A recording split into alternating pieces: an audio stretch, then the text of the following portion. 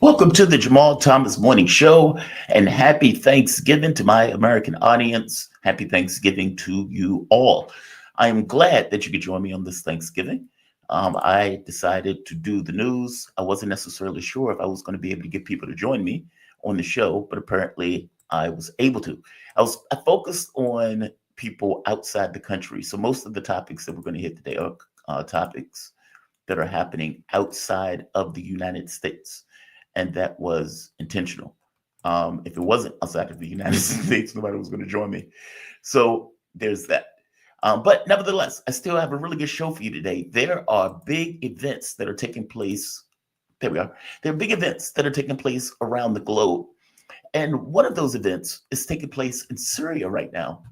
I got to be honest, I don't entirely know the context of what is happening, short of my understanding is this, and this isn't enough. And so I'm going to try to bring somebody on to have a discussion about it.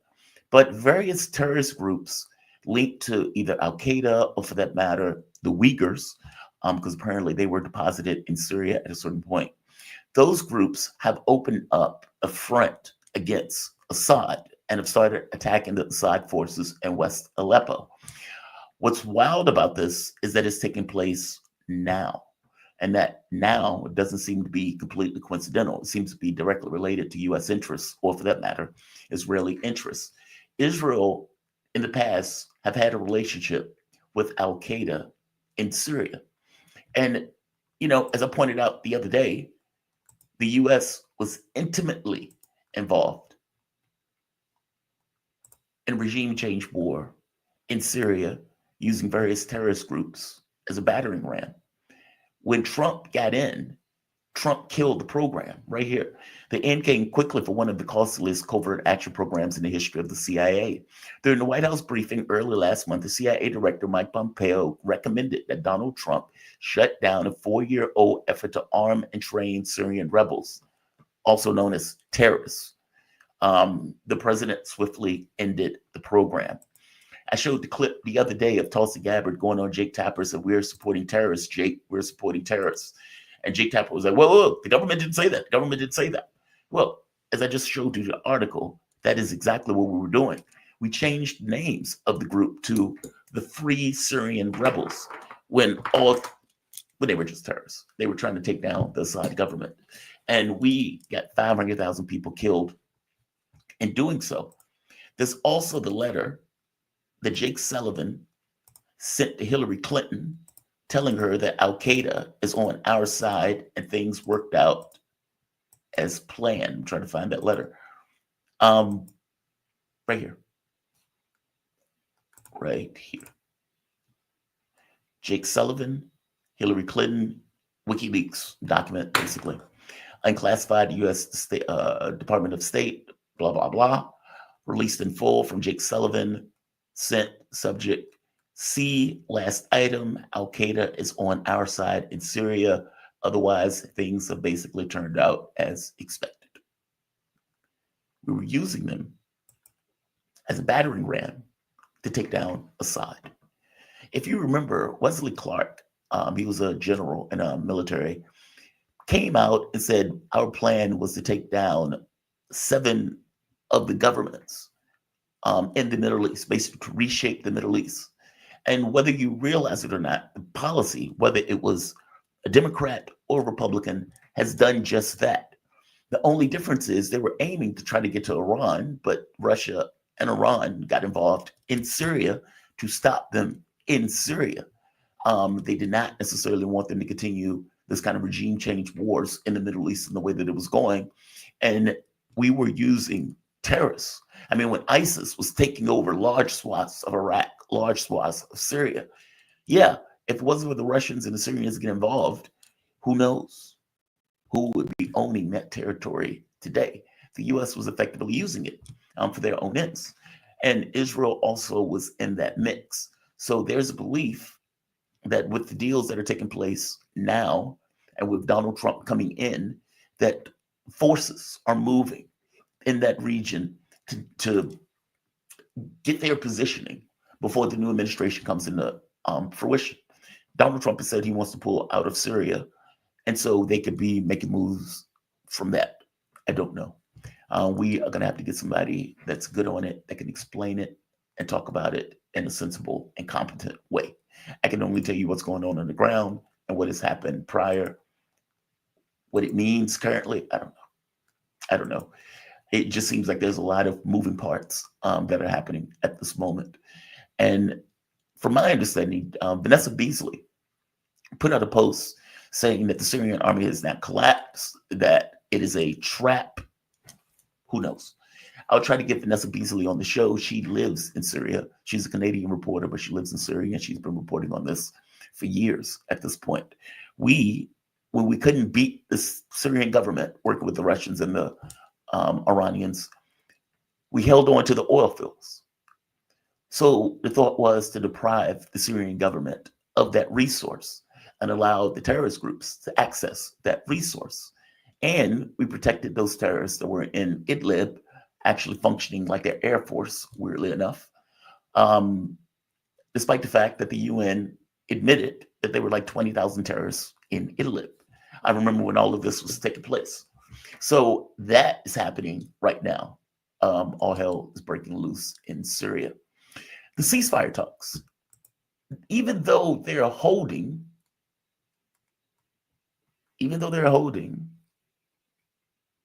okay, yeah, I can play this. All hell is still breaking loose in Gaza. And part of, as I pointed out yesterday, and I'm going to have Esteban to come on to discuss, there were multiple reasons that Israel accepted the deal.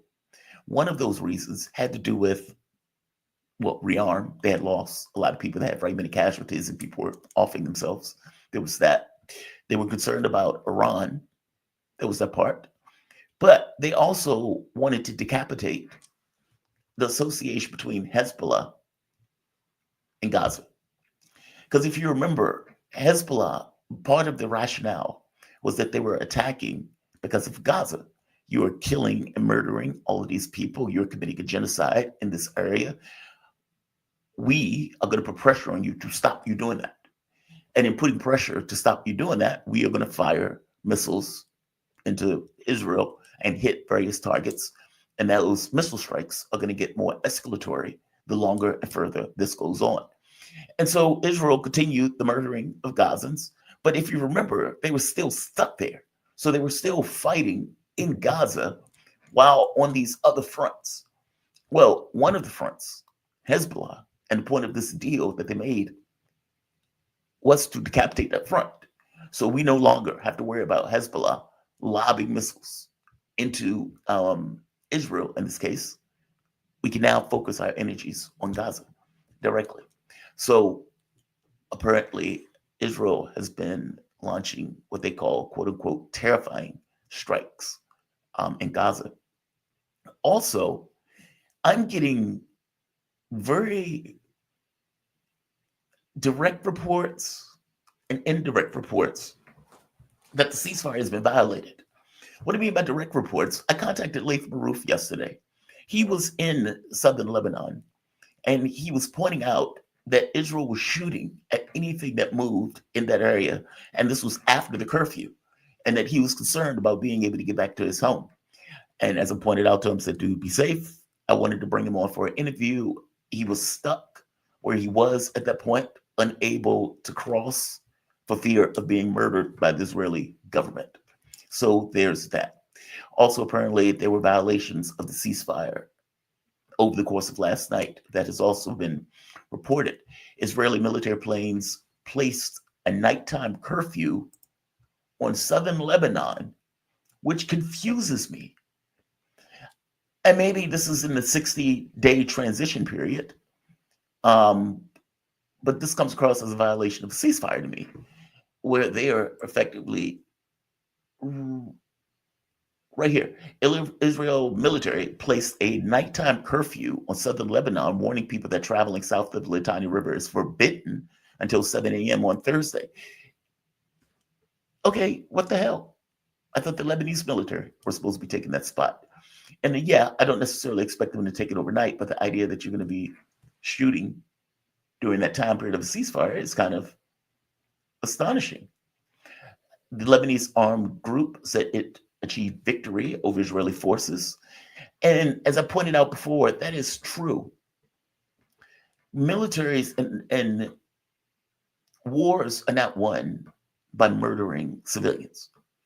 That typically, yeah, you can rack up a huge body count in regards to the number of people that you killed. But the civilians aren't the ones that are fighting you. They're the bystanders. You're fighting other militaries or other armed people. And what Israel wanted to do was take southern Lebanon.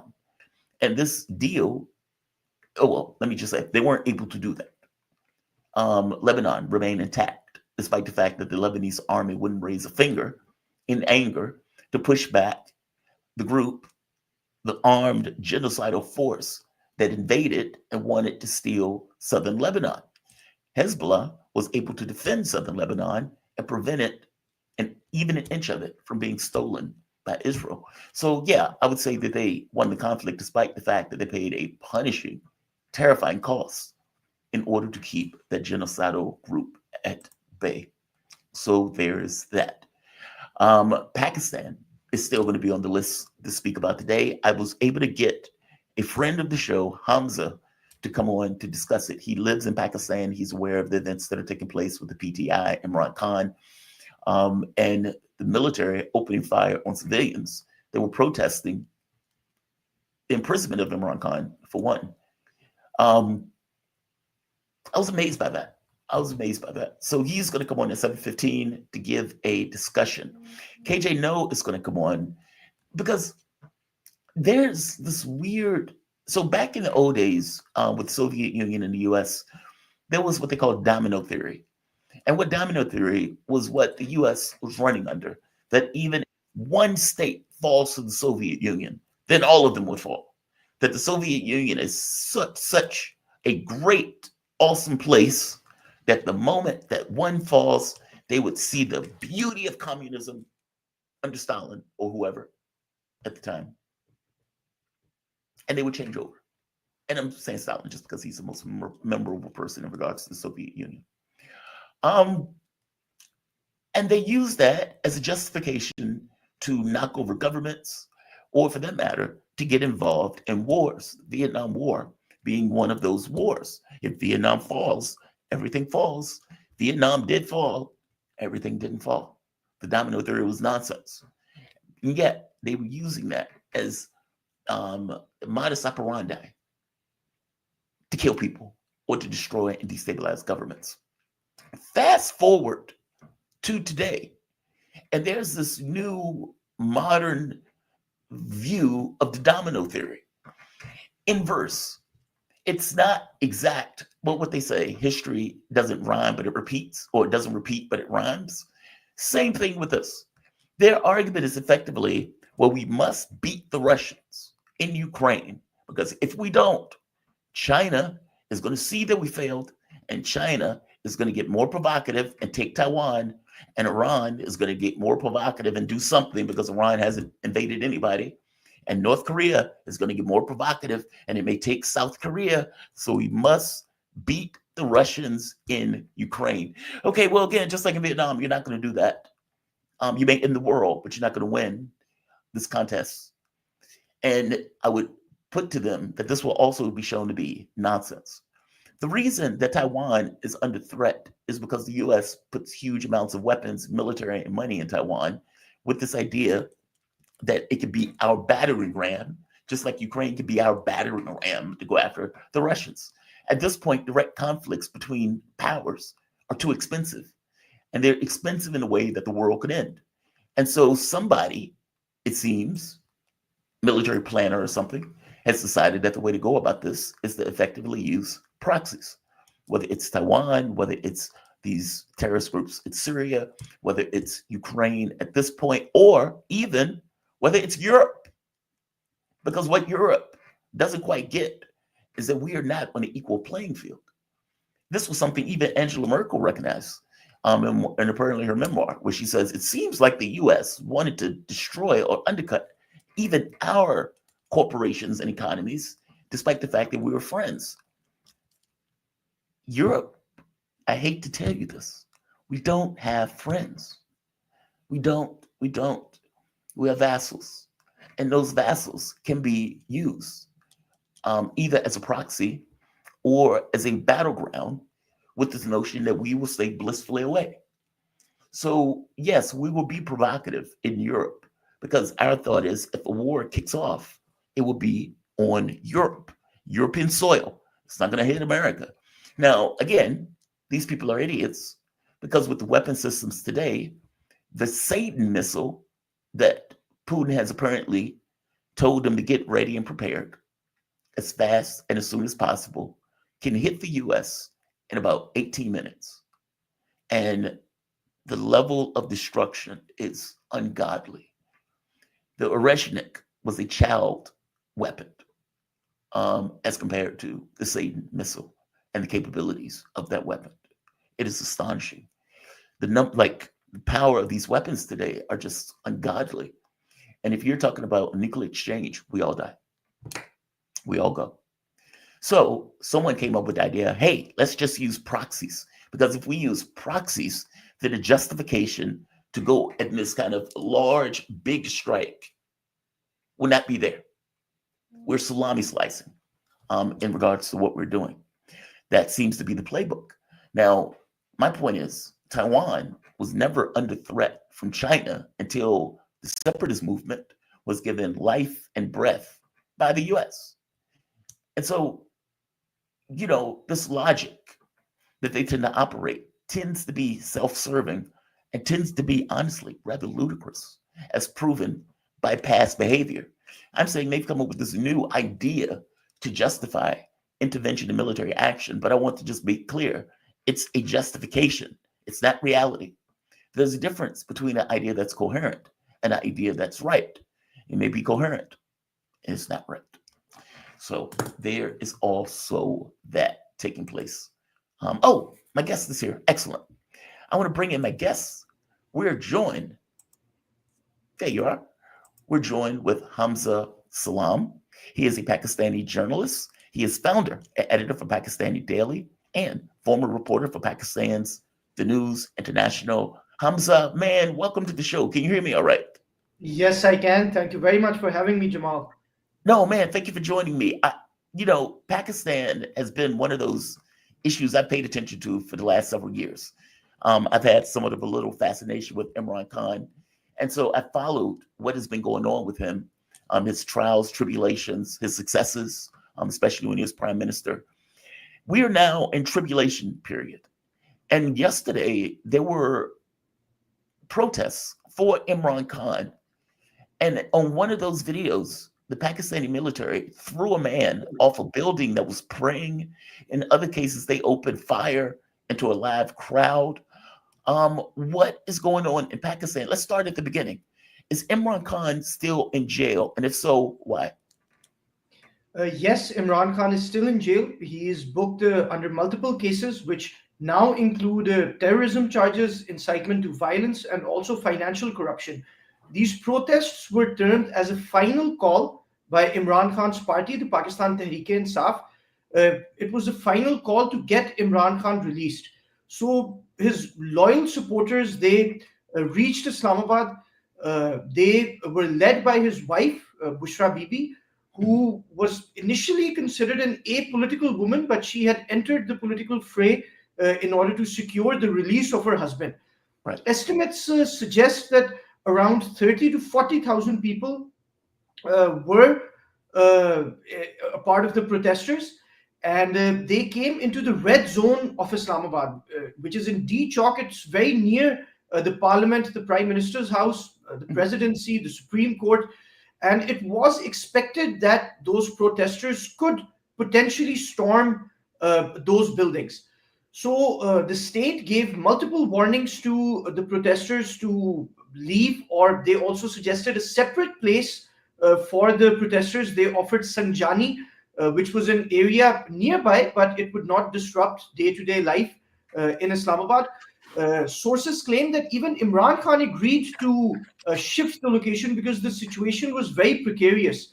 Yeah. But Bushra Bibi vetoed this decision because she said she was on the ground. And ultimately, an operation was held, and force was used. And yes, I am aware of the visual you are referring to. It's a haunting visual. And when such military operations happen, there are casualties, and such behavior can never be justified. States should be more benevolent towards their citizens. But on the other hand, we've also seen protesters attacking policemen. At least four rangers have been killed Yeah. by the protesters. Two policemen have been killed, and over 100 people have been. Uh, I'm, s- Oh, yeah, you're over fine. 100 people have been injured uh, as a result of these protests. Wow. So these have been pretty extreme in regards to pushing for Khan's release. Correct me if I'm wrong. I thought at one point they did release him, like over the last month or two. No, no, he has remained in custody. He did get acquitted in some cases. He got Ah, bail of in course. other cases, but he's still being charged with hundreds of cases. So, his release seems highly unlikely. And now more than ever, after these protests, which got violent, because now the conflict between Imran Khan and the state of Pakistan is at its peak. And I Yeah. think any concessions from the state are unlikely. Terrorism. So where's the terrorism charge coming into play? Well, Imran Khan has been charged with inciting crowds to take over government buildings. On 9th May last year, Yeah. Imran Khan's supporters attacked military installations.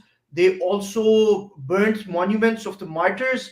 And these are some of the cases in which, terrorism charges have also been added in Imran Khan's cases. Okay. Wow. Okay. So the state is effectively trying to put him in jail forever. I mean, they're. I mean, let me ask you this. This is from your take. Is this politically motivated? Well, yes and no, because Pakistan has had a history in which politicians, especially prime ministers who are very popular, they face the wrath of the country's powerful security establishment, which is said to be the dominant player in Pakistan's political ecosystem. Yeah. So there is a pattern which can be seen, whether it was Benazir Bhutto or it was Nawaz Sharif or now it's Imran Khan. If we go back in our history, it was Liaquat Ali Khan, and we've seen many popular prime ministers, Zulfikar Ali Bhutto, who was hanged to death. So there is a marred history in this regard, but Wait. also, yes, sorry. Oh, no, no. Please continue. I'm sorry.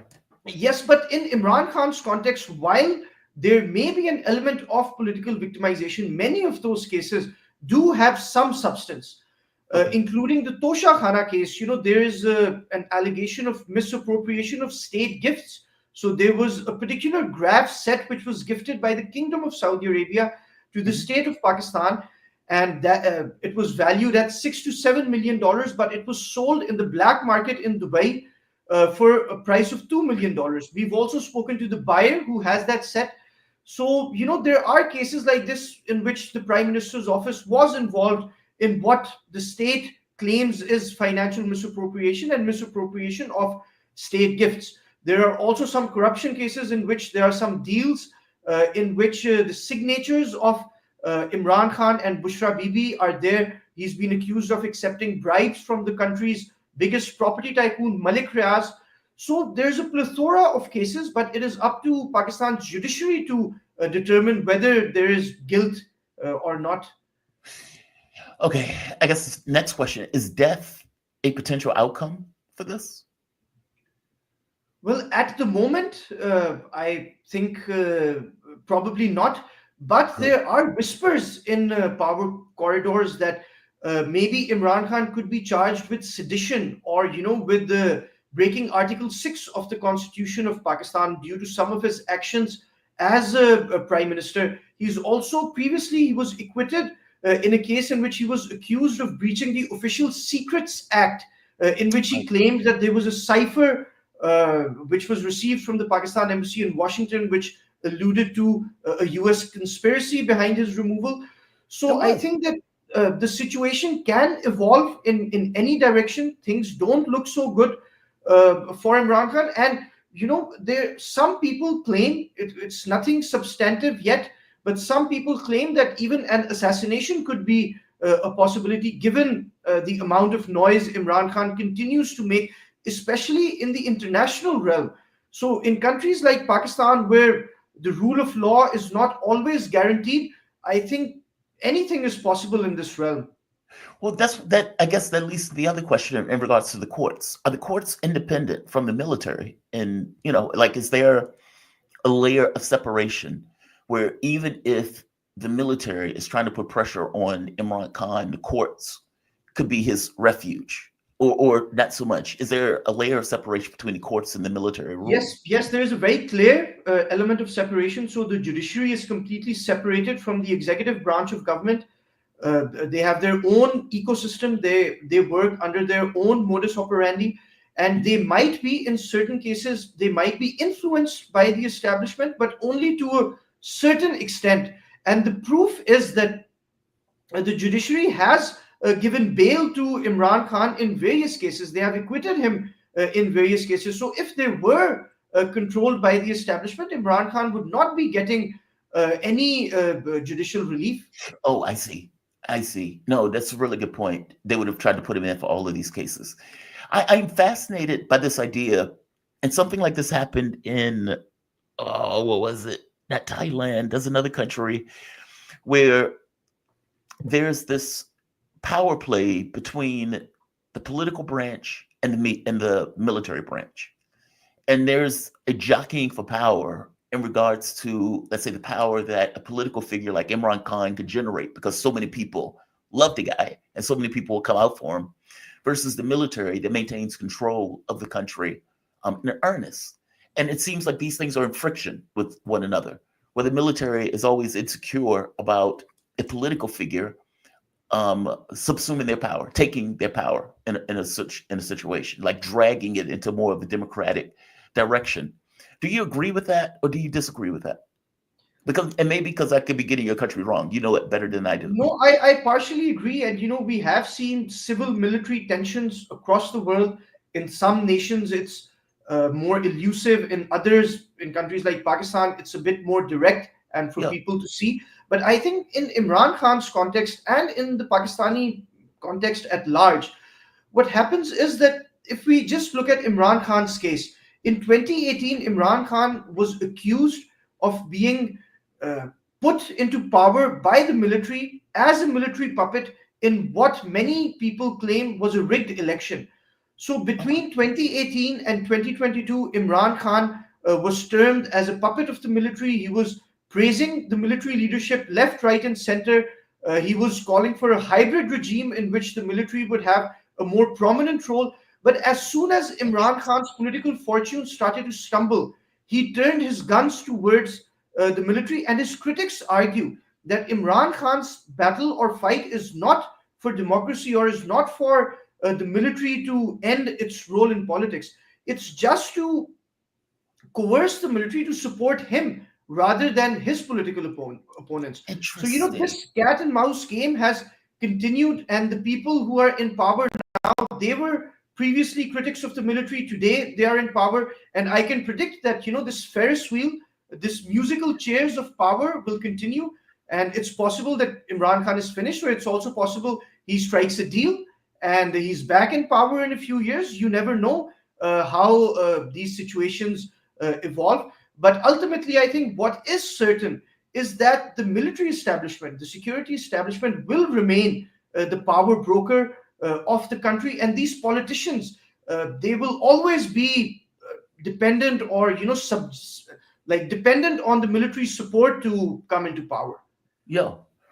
I'm here. I want to move slightly to the larger situation in the Middle East. Does Pakistan take a point of view of what's taking place in Gaza, the negotiations, what I would consider to be a genocide by Israel? I haven't necessarily heard much coming out of Pakistan in regards to the Middle East situation. It's more so China, Russia, etc., that seems to be on the world stage more so on that issue. Does Pakistan take a point of view of that? Yes, absolutely. Pakistan's Foreign Office has issued multiple statements in which they have condemned Israel's atrocities against Palestinians. The Pakistani Foreign Office has termed it as a genocide. the Pakistani government and the Pakistani army have sent a lot of aid to the Palestinians. It has gone via different countries, also via Egypt, and we've sent multiple consignments. And the people of Pakistan, by and large, I would say 80 to 90% of the people of Pakistan support the Palestinian cause, and we believe in the two-state solution. And if you ask any random Pakistani on the streets, they will have sentimental feelings towards their Palestinian brothers and sisters. Yeah. But on the other hand, there are some sources which claims that Pakistan has softened its stance towards Israel, because Pakistan is one of the very few countries which officially does not recognize Israel. But we are close allies with the United States, also with the Right. UAE, with Saudi Arabia. So our diplomacy is not conducted in isolation. And the way our partners feel about certain countries, it does reverberate in Islamabad. And we Interesting. cannot afford to isolate ourselves diplomatically, because we are a relatively poorer nation. We are dependent financially, economically, on certain nations, including the United States and Saudi Arabia, who are also, like, the United States is a close ally of Israel, but Saudi Arabia is also softening its hostility towards Israel. So I think that dynamic also plays out in Pakistan, which is why some people speculate that massive protests for Palestine are not encouraged in Pakistan, and the state does crack down if there are pro-Palestine protests in Pakistan. What is the relationship between Pakistan and Iran? Well, Iran is our neighbor, and Right. we've had a tense relationship because even though we have strong historical ties, and Pakistan's 15 to 20% of our population is Shia, which is the Islamic sect which has a majority in Iran, and Right. who also have a symbolic and cultural connection with Iran. So we have strong social, cultural, and somewhat economic ties. But I think recently we've also been victims of Iranian hostility. Earlier this year, Iran launched unprecedented airstrikes in Pakistani territory, killing innocent civilians in Pakistan. And Pakistan also retaliated, killing some militants in Iranian territory. So I think Pakistan's relationship with Iran is very tricky, and Yeah. we wouldn't call Iran our primary ally or one of our primary allies. I think it's no secret that Islamabad is much more comfortable dealing with Riyadh rather than Tehran, and we identify more closely ideologically, financially, geopolitically with Saudi Arabia, UAE. So I Mhm. think it is in that lens that we conduct diplomacy with Iran. Do you think that the events that have taken place in Israel have brought the Middle East closer together? And the reason I ask this, when Donald Trump was in office the first time around, he was able to get Saudi Arabia, UAE, basically the Gulf states, to come together in this kind of Abraham Accords that would have frozen out the Palestinian population. I mean, Palestinians weren't even included in the negotiations, for God's sake. This time around, the hostility between Saudi Arabia and Iran has gone down. They're both under BRICS. If I'm not mistaken, Pakistan is in the Shanghai Cooperation Organization. Yes, But we correct me. hosted the summit recently in Islamabad of the Yes, SCO. exactly.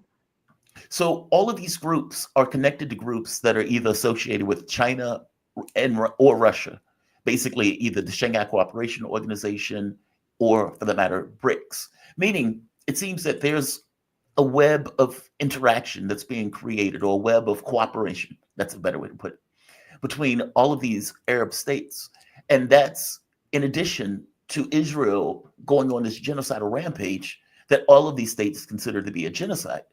So Donald Trump is coming into this kind of environment that is very different than the environment he initially left. I'm curious on, what do you think that's going to look like in real terms, like in a real world scenario where he no longer can rely on these states to be antagonists to each other. How do you think he's going to navigate that? And what do you think the relationship between Trump and these states are going to be considering what is happening right now on the ground? Well, I am no expert on US foreign policy or US politics, but I can speculate is that Yeah. US expansionism will be minimized under a Trump administration, and Trump has a policy of looking inwards rather than outwards, not only in Gaza or the Middle East, but I can analyze or predict that United States support in Ukraine would be severely diminished, if not Oh, I don't know. minimized, I don't and know. uh, and this will also play out in uh, in the Middle East. So the way the Biden administration supported Israel and almost gave it a blank check and blind support to conduct international war crimes, I think this is going to end. Israel's golden ticket from the US is probably uh, going to end. And yes, I also think that this genocide has also softened the tensions between Riyadh and Tehran. And Yeah. like you said, they are cooperating in regional uh, cooperation organizations. And I also think that the biggest damage has not been done to the Palestinian cause, but to Israel's soft power. Yeah. This is because a few years ago, before this genocide, Israel was conducting massive diplomacy across the world under the Abraham Accords. They normalized and formalized relations with the UAE, with Morocco, with Bahrain.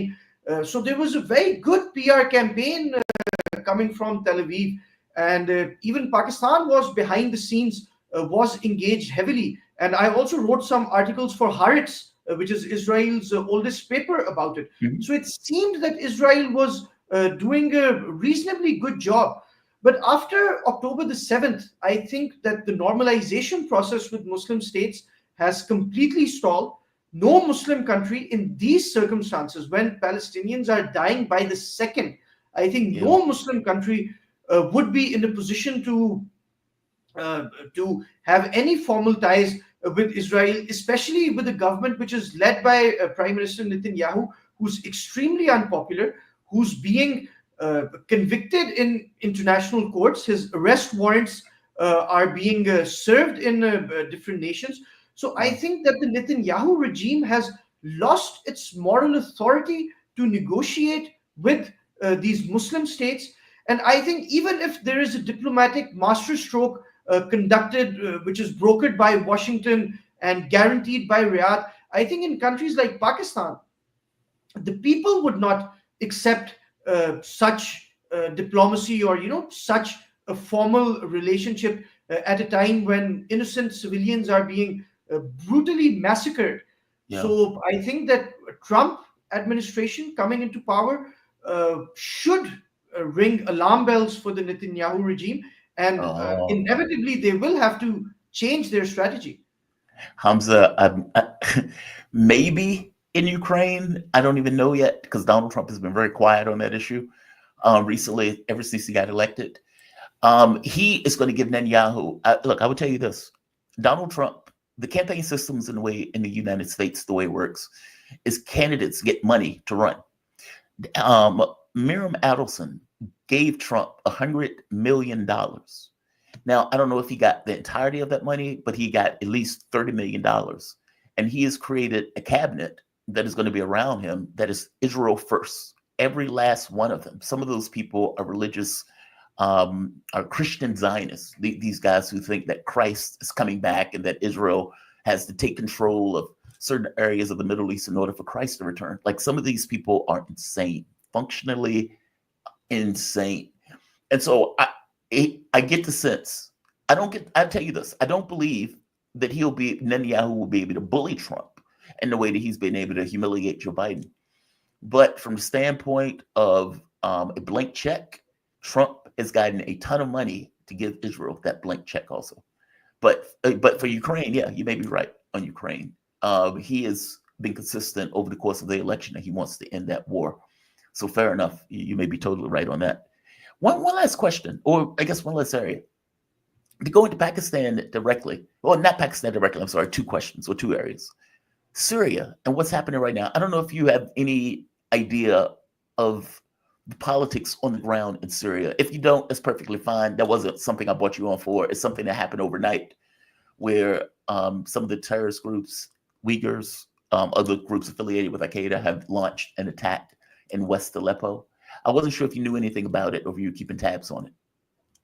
No, unfortunately not. I've been so busy with Pakistani politics and with the situation in Islamabad that I could not see it. No, totally, no issue at all. It wasn't something that was on the marquee. I was just bringing it up. So, what do you think? Just to finish where we started, where do you think it goes from here? Many people have been injured, like you said, on both sides, many of which were civilians. Um, is the PTI, is it still out of operation? Have they still killed that party? Well, I think Imran Khan is in his weakest point ever in the last 2 years, and he has exhausted his political capital. He has lost the battle of the streets. So he claimed that he was so popular that millions would come to Islamabad and storm the prime minister's residence and Yeah. just elect him into power again, or just there would be a street revolution or a bloody revolution. He attempted this many times, but this has failed. This was the final call. Now his bargaining power, his leverage, is at its lowest possible point.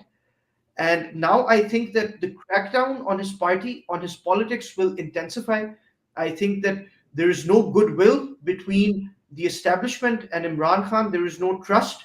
There is no negotiation as we speak. There are no credible people from either side who can build bridges or come together to solve this issue. So I think that there are also speculations that PTI might be banned as a political party because of their of what the state says is their comfort with militancy and with how they Right. bring guns to protests. So I think the crackdown will intensify, and it does not look good for Imran Khan. I think that only one thing could save him, but following Imran Khan, knowing him, following his career, I think it is extremely unlikely. But if Imran Khan engages with the political leadership of the country, with his colleagues, with other political parties, then there is a slight chance that he just might be able to survive or crack a deal. But Imran Khan's entire politics has been that he will never sit with what he calls our corrupt traitors who are currently in power. And I don't know how he will be able to sell this to his people. So, but anything short of this is also unlikely to yield any positive results for him. So I think Imran Khan is in a very bad place. I think his advisors have done not a very good job in bringing the situation to this point.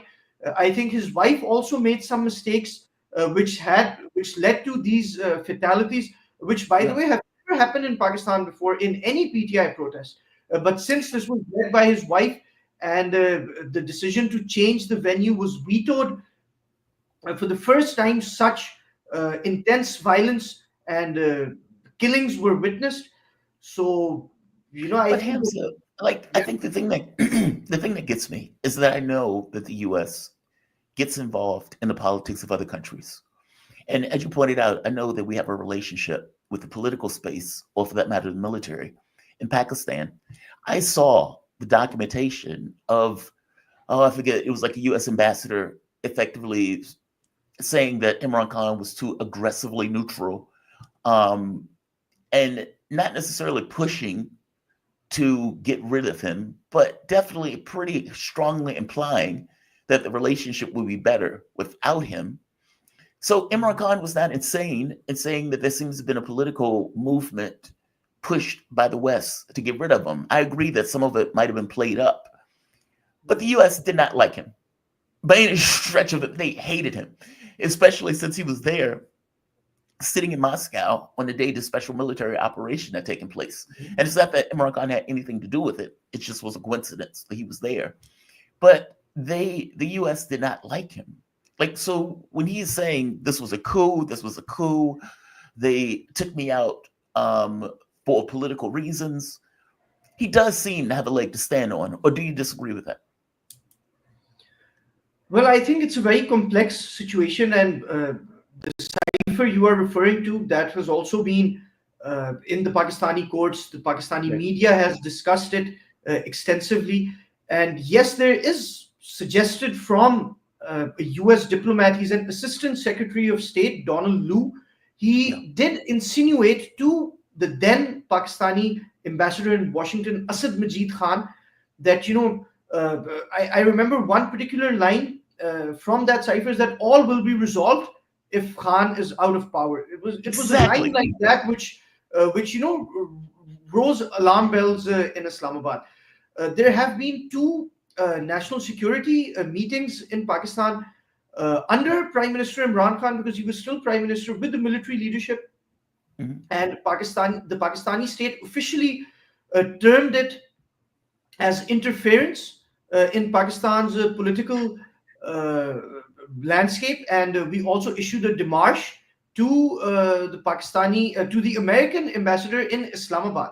So action was taken, but Yeah. I think initially Imran Khan implied that the entire conspiracy to dislodge his government was planned in Washington, and the entire opposition was uh, working on the behest of American Oh, DC. interests. Yeah. I think this was not true, and as time has passed, the PTI has also discarded this theory, and no Mhm. longer does PTI have any anti-American stance in their politics, or in their public statements.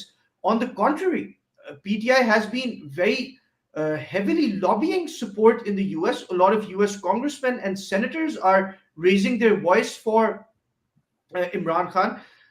Over 100 congressmen recently wrote a letter to President Biden uh, calling for Imran Khan's release. So Yeah. the dynamic has changed, and also the PTI, Imran Khan's party, is backing on what they claim is Imran Khan's personal relationship with Donald Trump. Now, when Yeah. Khan was prime minister, he visited Washington and he received a great welcome by President Trump, who called him a great athlete and a great guy. And there was a natural chemistry between the two leaders because they had so much in common. They Yeah. were populist leaders, outsiders who became a part of the system, celebrities, playboys. Both of them have been married thrice. So there's a lot of similarities between the two. And the PTA is somewhat backing on President Trump to come into office, and they think that will play positively into their politics. So the PTI has taken what analysts claim is a U-turn on US involvement, because previously they were condemning American involvement, and now Uh-huh. some might say that they're courting American involvement. Wow. Man, politics, I swear, the way that stuff changes is amazing. Hamza, man, thank you for this. I really appreciate your rundown. I have been trying to figure out what has been going on ever since the military opened fire. And I definitely appreciate your rundown, your analysis of this. It's great. Deeply appreciated. Hamza Azhar Salam. He's a Pakistani journalist. He is founder and editor of Pakistan Daily and a former reporter for Pakistan's The News International. Thank you for this, Hamza. I really appreciate Thank it. you. Thank you very All much. right. I want to take a hard turn. In fact, let's do this. Let's take a quick break just to reset things. And I want to come back and I want to have a conversation with Joyanne Reed. Joyanne Reed is losing her mind, and she is not dealing with the fact that she's losing her mind. As I've said before, crazy people don't know they're crazy. And so it requires people of good conscience, people of goodwill, people of good compassion to gently tell those people that they are losing their damn minds. You are functionally insane. I understand your candidate lost, but you are losing your shit, and you're doing so on air, looking at the American public while you have your meltdowns. Someone needs to gently, ever so softly, tell her to shut the hell up. Let's take a quick break. I'll be back in a moment.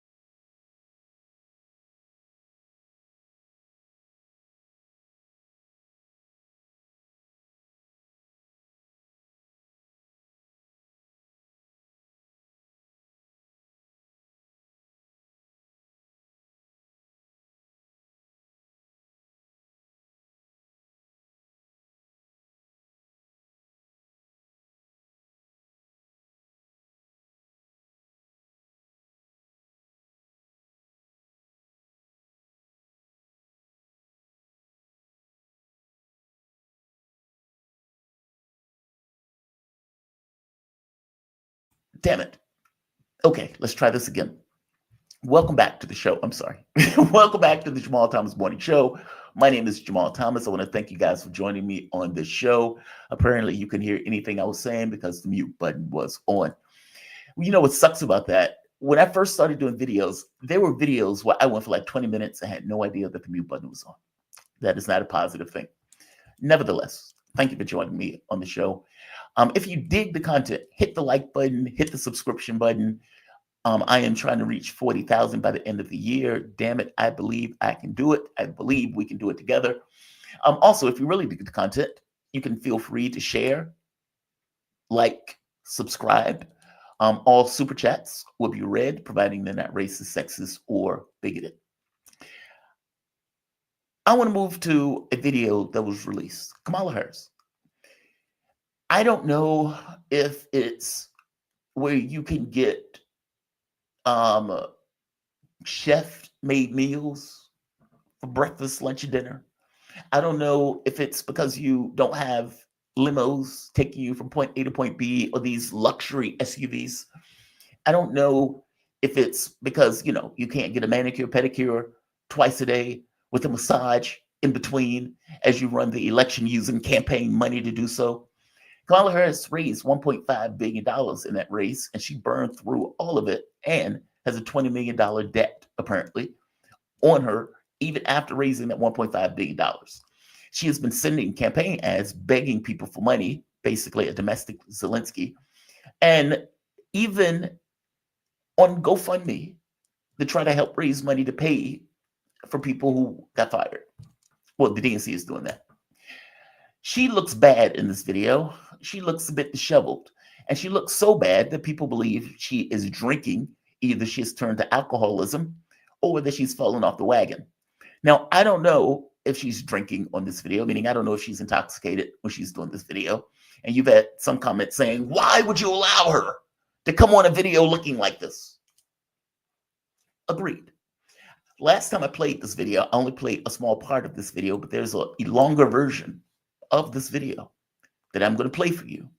And I'm going to let you decide whether or not she sloshed in this video or whether or not it's just the overwhelming pain, humiliation of losing on an international stage to a man that you call Hitler, fascist, a sexual abuser, a felon, and every other name in the book, everything but a child of God. This is Harris, potentially inebriated. You come to your own conclusion. Thank you, Tim. Thank you. Back at you, brother. Thank you, Tim. Thank you. Back at you, brother. You are such an extraordinary leader, and we have become lifelong friends. I just, in front of everyone, I want to thank you, Tim. I'm thankful for the faith that you put in me and Governor Walz and our team. And I am thankful because I know your character is such that you're not going to get knocked down. And you're in this fight. And the outcome of this election, obviously, is not what we wanted. It is not what we worked so hard for. You called friends. You called in favors. You said, hey, I showed up at your softball game. Now I need you to show up at the campaign office. Again, I'll say, the election didn't turn out like we wanted it to. Certainly not as we planned for it to. But understand that the work we put into it was about empowering people. That's the spirit with the work we did. Our spirit and our work was about saying that it is a strength that we each have to lift people up. And I know that about you. It's why you're part of this call right now and all the work that you did over those 107 days and even before. That's your nature. It's leaders that we are dedicated to the coalition, that the strength of our country will be a function of our willingness to put in the work, and that we will do that work with a sense of joy, yes, with a sense of work ethic and understanding it's going to be hard, but it's good work. It's good work. I got to be honest. I have no idea. I don't know what she's saying. And I feel that way about a lot of the speeches that Kamala Harris gives. I don't know what she's saying. I don't know what her point that she's trying to reach in some of these videos. It's about joy. No, it was about winning the race. It was about winning the race. I don't know who was empowered. I don't know how empowerment played into it. Again, this was a political campaign where the objective was to win the race. They don't seem to be dealing with this well. Joy Ann Reid, I want to go back to her for a moment. She's doubled down. Joy Ann Reid has doubled down. And she has doubled down in a way where she is attacking voters and people who voted for Trump, effectively saying that they are not allowed to come to her Thanksgiving dinner and that she's not fixing chicken for anybody. I'm serious. She went on her show and said this.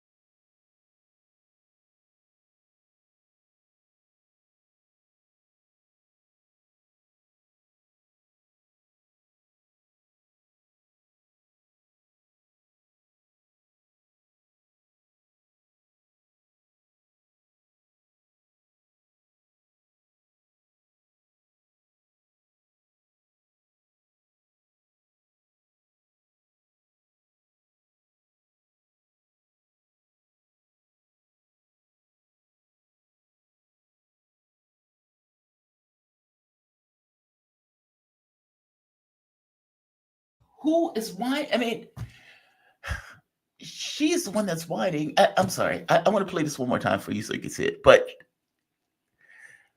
she's eating tofurkey for Thanksgiving and she thinks somebody wants to sit and eat with her? Who the hell wants to eat tofurkey with with Joanne Reed? Well, there's that part by itself, right? If I went to a Thanksgiving dinner and they were serving tofurkey, I would thank them very much for it. And 5 minutes after getting there, I would look at my watch and says, "Oh my God, there's an emergency. I need to leave." And then I would go and get turkey, a proper turkey dinner, because it is Thanksgiving. I mean, for one, is Joanne Reed really the person you want to sit down with and eat Thanksgiving dinner with? The answer is going to be no, unless I'm going there just to find stuff to laugh at that I can take and make content on. So there's that. Two, I am blown away by this idea that the individual's vote matters more than family relations. That part blows me away. That for Joyanne Reed, that family members, loved ones, friends, relatives, etc., that their vote is the only thing that matters in regards to their relationship with Joy Ann Reid and some of the liberals, I would imagine, that watch her show. That is astonishing.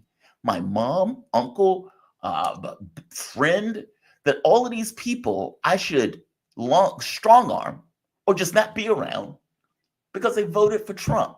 And then in her mind, they're silently laughing at her. I am openly laughing at her, even though I feel slightly bad doing so because I think she has mental illness. Joy Ann Reid is telling people who you may have a 20, 30-year relationship with, they may have done very nice things. I'll give you an example. Anna Kasparian. Anna Kasparian is on TYT, the Young Turks. Anna Kasparian had this famous meltdown in 2016 when Donald Trump was elected on the show.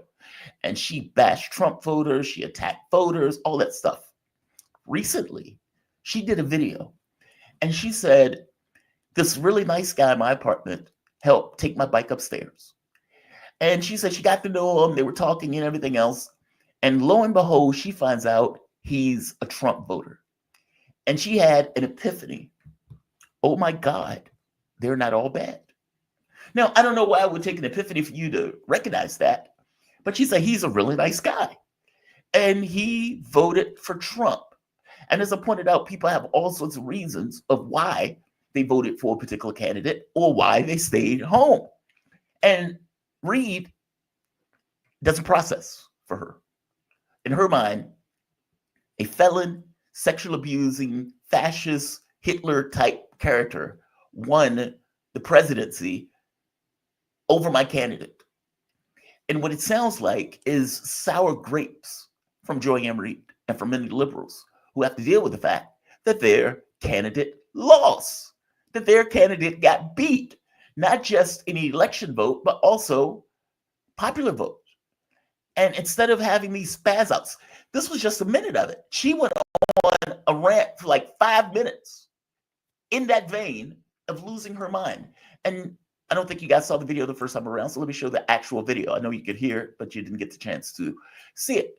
This is her, I'll do it once again, her Thanksgiving rant, her Thanksgiving message to MAGA trolls, as she calls it. But again, all of these people are not trolls. Many of these people were Democrats. Many of these people were fed up with the way the system worked under the Biden administration. Many of these people were anti-war. Many of these people were against genocide. People had all sorts of reasons for making the choice to vote for Joe Biden.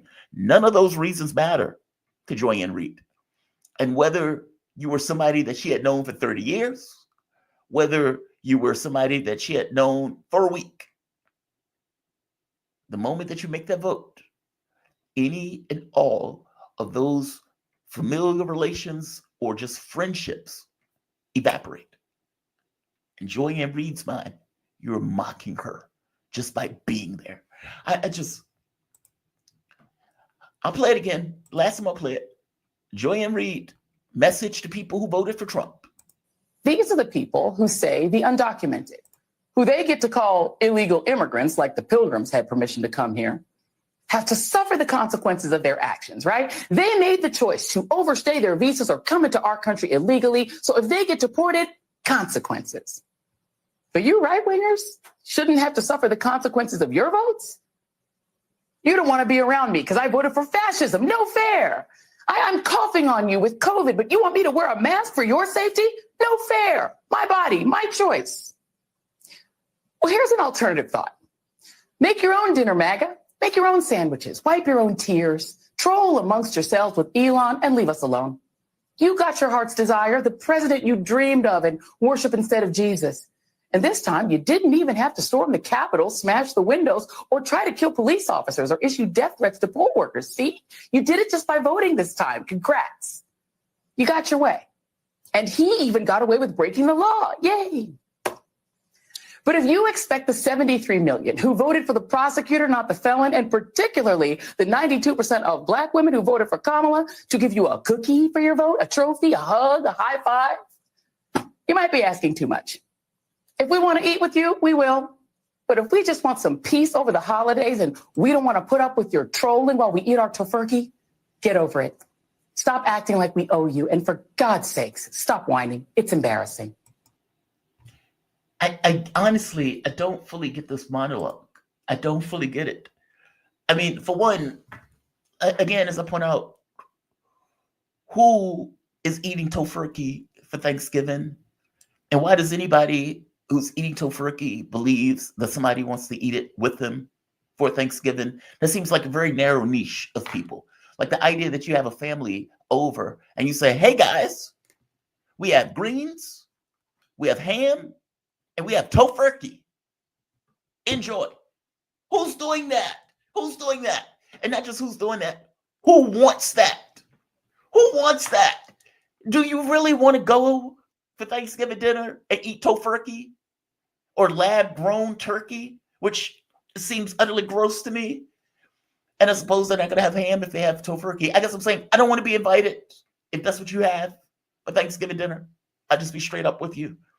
And I got to be honest, if your politics trumps everything else, meaning you need to vote for my waste of a candidate that doesn't offer anything, that stands for nothing, that is pro-war, pro-genocide, if you need to vote for that person, or if you don't vote for that person, then you want nothing to do with me. I don't want anything to do with you because you think that way and act that way. It's not about your vote. You have family members that have loved you the entirety of your life that may have voted for Trump. 25% of Black men voted for Trump. I forget the number of Black women. I guess you said 2 or 3% or whatever that number is. But Hispanics in your life, white people that may be in your life, Arabs that may be in your life, young people that may be in your life, they had all sorts of reasons for either voting for Trump or not voting at all. And many of those reasons laid at the feet and the weakness of the Democratic Party, or for that matter, the narrow-mindedness that's on display with Joy-Ann Reid of the Democratic Party. It's not them that don't seem to be able to deal with the fact that Trump won. It's you. It's you. You making these rants, telling people that they should strong arm their family because they voted for somebody that you don't particularly like. You are out of your mind. You, as I said in the previous video, desperately need mental help. God, MSNBC, help her get it. Push her into it. Look, if you were working at a company and you were an alcoholic, that company could fire you outright, or the company could push you to get assistance for the fact that you're an alcoholic or drug addict or whatever addiction that you have in lieu of your job. Meaning, if you don't get help, you can't keep this job. And I push strongly MSNBC to get involved. She is losing her mind. She is not wrapped tight. She is not in her right mind. The fact that she thought Kamala Harris ran a flawless campaign in and of itself demonstrates that she is not in her right mind. Crazy people do not know that they're crazy. Get that woman some help. For God's sake, get her some help. That is my point of view on her. I just think it is outlandish that she is pushing that thought that you should dislike, distance, or not fix them a ham sandwich, apparently, if they voted for Trump. It's insane. One of the other stories I want to get to has to do with what's taking place right now in Ukraine. So the U.S. has continued supplying attack-atoms missiles, and Ukraine has continued, with U.S. help, on firing those missiles into Russia. They're still doing it. So the Oreshnik apparently wasn't strong enough, or they believe, well, I guess it's one of a few things. Either they believe Putin is bluffing, or either they want a war. It's one of those two. If they want a war, all of this is moot, because anything that happens is going to be looked at the context of pushing and prompting a war. So there's that. On the other side of it, if they think he's bluffing, and they think, well, we could keep doing this because we don't believe he's going to hit one of the European capitals, and he may just enhance his attacks on Ukraine, but he's been doing attacks on Ukraine anyway, so maybe that's not a big of a deal, so we can continue to push the envelope. There are a few things that have come out. These missiles, that the attack atoms that they've been using, are old, apparently. They're old versions of the attack atoms. They might have been upgraded on some level, but these are still old missiles. It doesn't matter if they're old or not. It's the point that you're firing them into Russia. That's more of the issue, not the fact that they're old. So they're not going to get any points by having a lesser missile being used. They have continued to use them despite what Russia has said. They have been mostly ineffective. I believe that 2 got through, whereas the other ones weren't, were either shot out of the sky or taken down. So there's that. So I guess the point that I'm trying to make is that the threat of the Oreshnik and the fact that Putin has changed the nuclear doctrine has put the nuclear systems on alert in Moscow. That stuff hasn't necessarily had the effect that they wanted. And so the West has continued to escalate. One of the escalations is that Joe Biden is pushing Ukraine to send kids to war. This. Send your children to die, courtesy of Joe Biden. Courtesy of Joe Biden. The White House presses Ukraine to lower the draft age to meet manpower needs against Russia. If you remember, one of the big issues that Ukraine has is that they don't have manpower, that Russia has killed so many or injured so many that they don't have enough to carry on the fight in ways that they will be effective. So Joe Biden is trying to get another $42 billion to send to Ukraine. He's trying to get that through Congress on his way out the door. And on top of getting that out the door, what Joe Biden knows is that even if you gave them all the money in the world, even if you gave them all the weapons in the world, you can give them all the bullets, guns, rockets, anything that you want, who's going to carry it? Meaning, who's going to carry that gun? Who's going to carry that rifle or that grenade or whatever else they're using on the battlefield? If you don't have the manpower to do it, then all the money in the world matters less. And that is what they're confronting. And so what Joe Biden said is, well, you need to lower your draft age to draft teenagers in order to fight and die in that war. The average age of the fighters in Ukraine at this point in their 40s, because the 20s died, they were killed. And their draft age was such that they were trying to spare their youth from dying in the war. There's video after video after video of thugs from Ukraine snatching people off the street as they went about their way to throw them in a van in order to put them on the front lines with a potato and a rifle to go die within a week fighting the Russians. And they've been doing this for years. There's even this kind of conversation about whether or not they're going to increase the draft. Well, it came out when they were saying, well, we need 250,000 to 500,000 people to go fight. And the woman has said, well, what's your plan for these people? Meaning, even if you draft all of these people, how is it going to make a difference? It's not. It's not. And that's the wild part. Whether you supply the attack atoms, whether you supply the Storm Shadow, whether you supply the Scout missiles, nobody believes that this stuff is going to change the context of what is happening on the battlefield. Even lowering the draft age is not going to change what is happening on the battlefield. And yet, they still want them to do it. This is cynical. It's callous. It's deranged. They indeed want to fight to the last dead Ukrainian.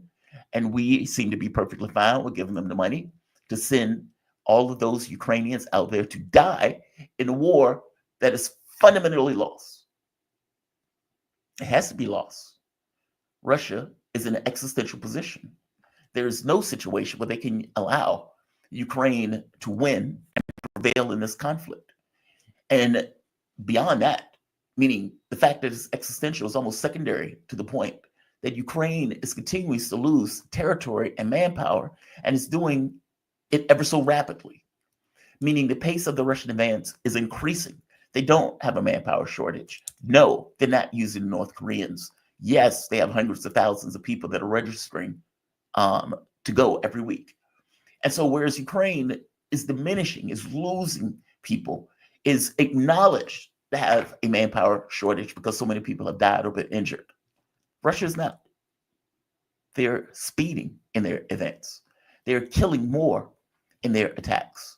And the idea that they just employed the Rezhnik should really get across that they have been fighting this with one arm, maybe even two, tied behind their backs. What if they employed that weapon from the beginning? Well, they didn't. And they have other weapons that are just as terrifying, conventional warheads that they could have used that they did not use and haven't used.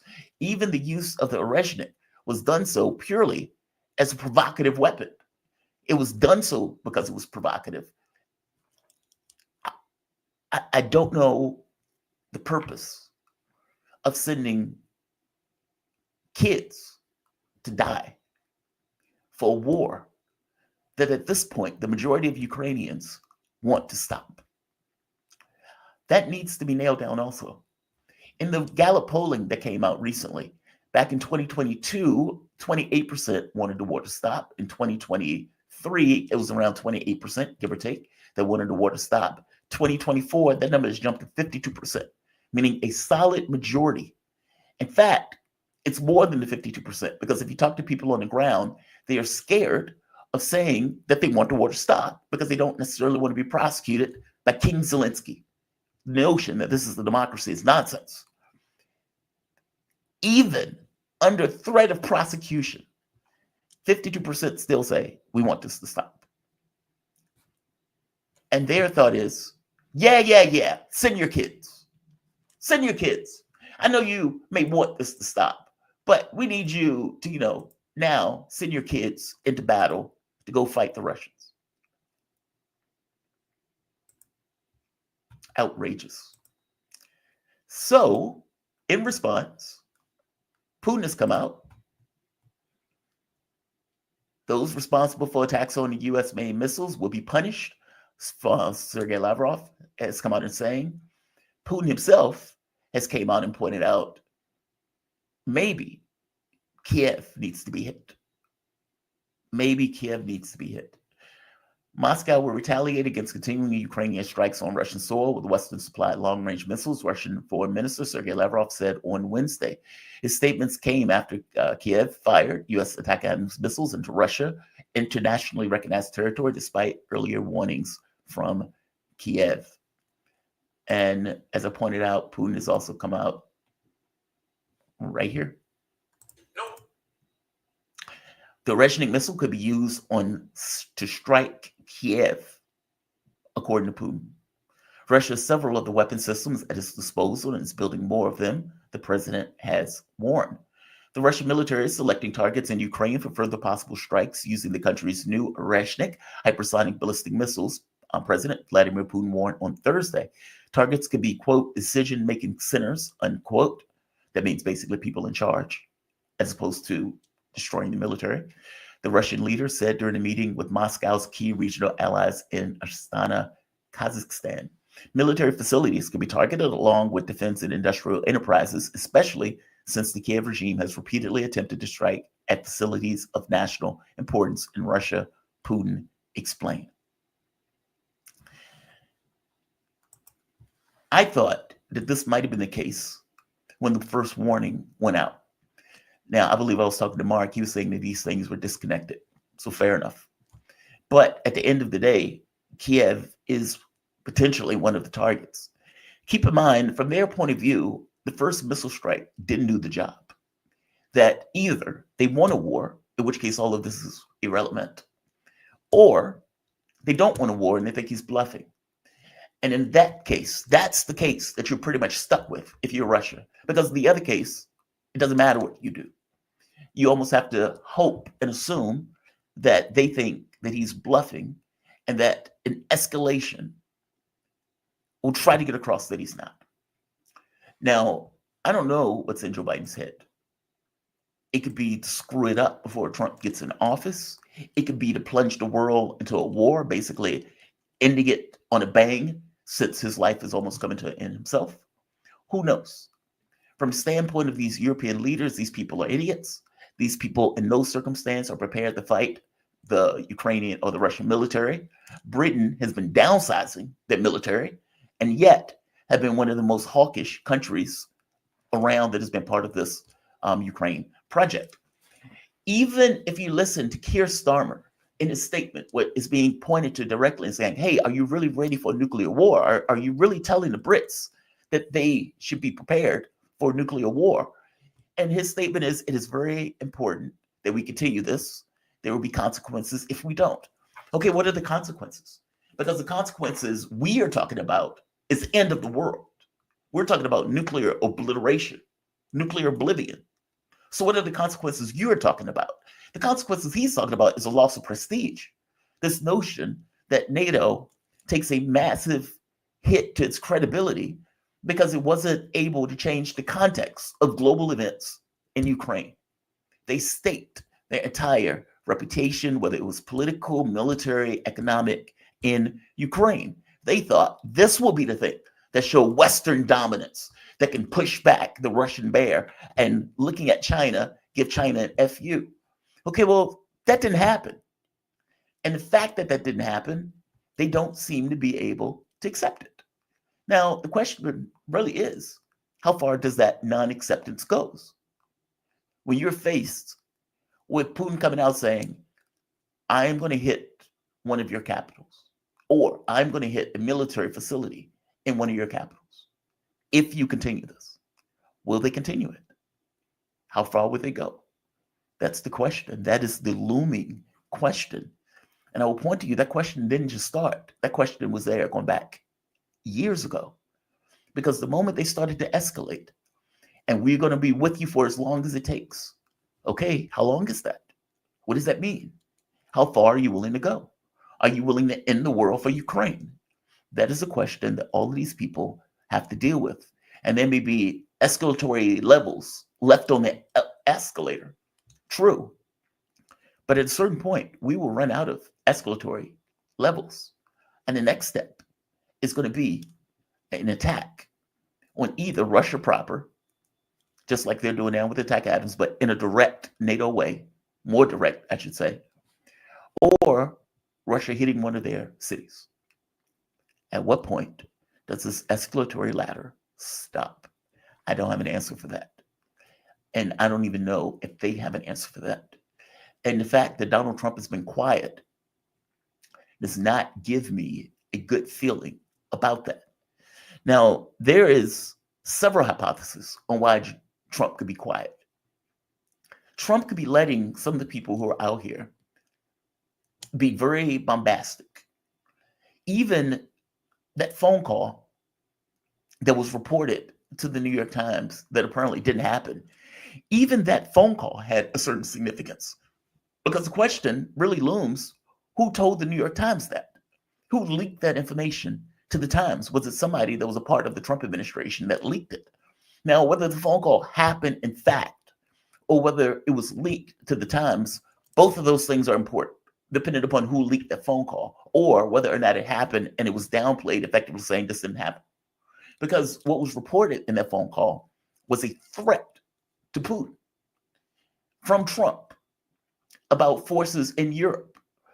Now, what I'm getting at is that you didn't really have to have a conversation with Putin to tell the New York Times that you did, because the fact of the matter is, the moment that the Times reported, at some point, somebody is going to say, hey, did you have a phone call with Trump?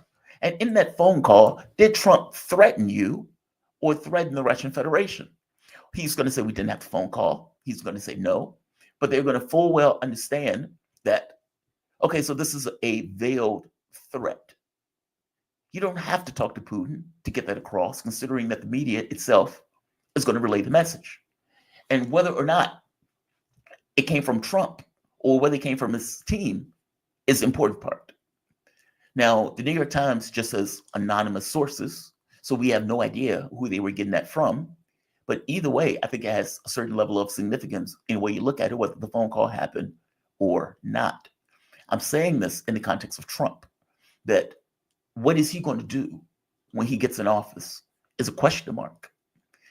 Trump lies as easily as he breathes. So just because he said, I'm going to end the war, okay, well, how do you do that? And let's be very clear, Russia has escalatory dominance. And so it's not like Donald Trump has any feathers in his quiver that can force events on the ground unless he wants to put in the US military and get a lot of them killed. I don't know what he's going to do. He hasn't said anything. Joe Biden is continuing to escalate. One of the pet ideas that I have on this, if you take it, if you're being hopeful, let's say it that way, if you're hopeful, if you are filled with joy that Donald Trump won the race, you may say to yourself, well, maybe this is Donald Trump escalating to de-escalate, kind of like with North Korea, where you get him being bombastic, he calls him everything but a child of God, and then the moment that a request to negotiate comes out, Trump takes it. And he goes to North Korea for the first time, and they make a deal, and they bring down hostilities. If he thinks he could do that in this situation, I think he's insane. And I think we will be in a world of you know what if he even tries. But I have no idea. Trump has been quiet on this very specific issue, and he has let Joe Biden escalate without having anything to say about it. Not to mention the people around him are insane. We'll see. I'll get to it at 9 o'clock, but this is not a good place to be in. And the world is on a knife's edge. We are 1 second to midnight, and we don't seem to be accommodating the fact that we are 1 second to midnight. I want to bring in my guest, though. I see him here. We are joined, Esteban Carrillo. Welcome to the show, man. How you doing this morning? Hey, Jamal. I'm doing good. Glad to be back. Oh, man, glad to have you. Esteban Carrillo is an Ecuadorian journalist currently writing for The Cradle. He was previously with Sir English, and he covers issues in the Middle East, especially issues associated with Lebanon. You are the guy that I want to talk to this morning because I am trying to understand these events.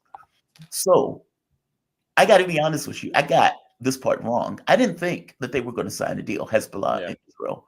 And the reason I didn't think it, and you can correct me where my logic's wrong on this, I thought that Netanyahu wanted to continue to expand.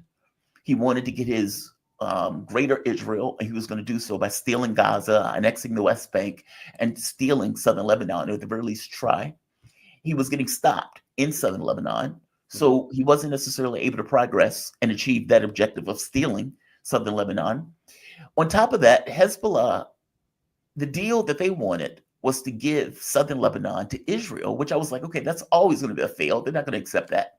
Yeah. But in the deal, they pointed out that they were going to push Hezbollah, or at the very least, let's say the armaments of Hezbollah, back beyond the Litani River. Yes.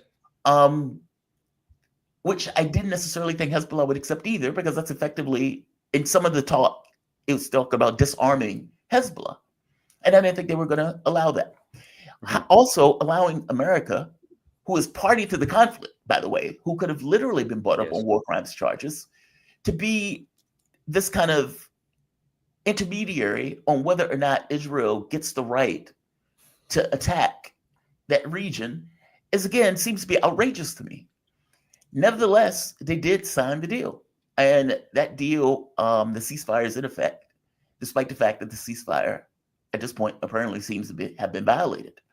Mm-hmm. Give me your take on this deal. I want you just give us an overview.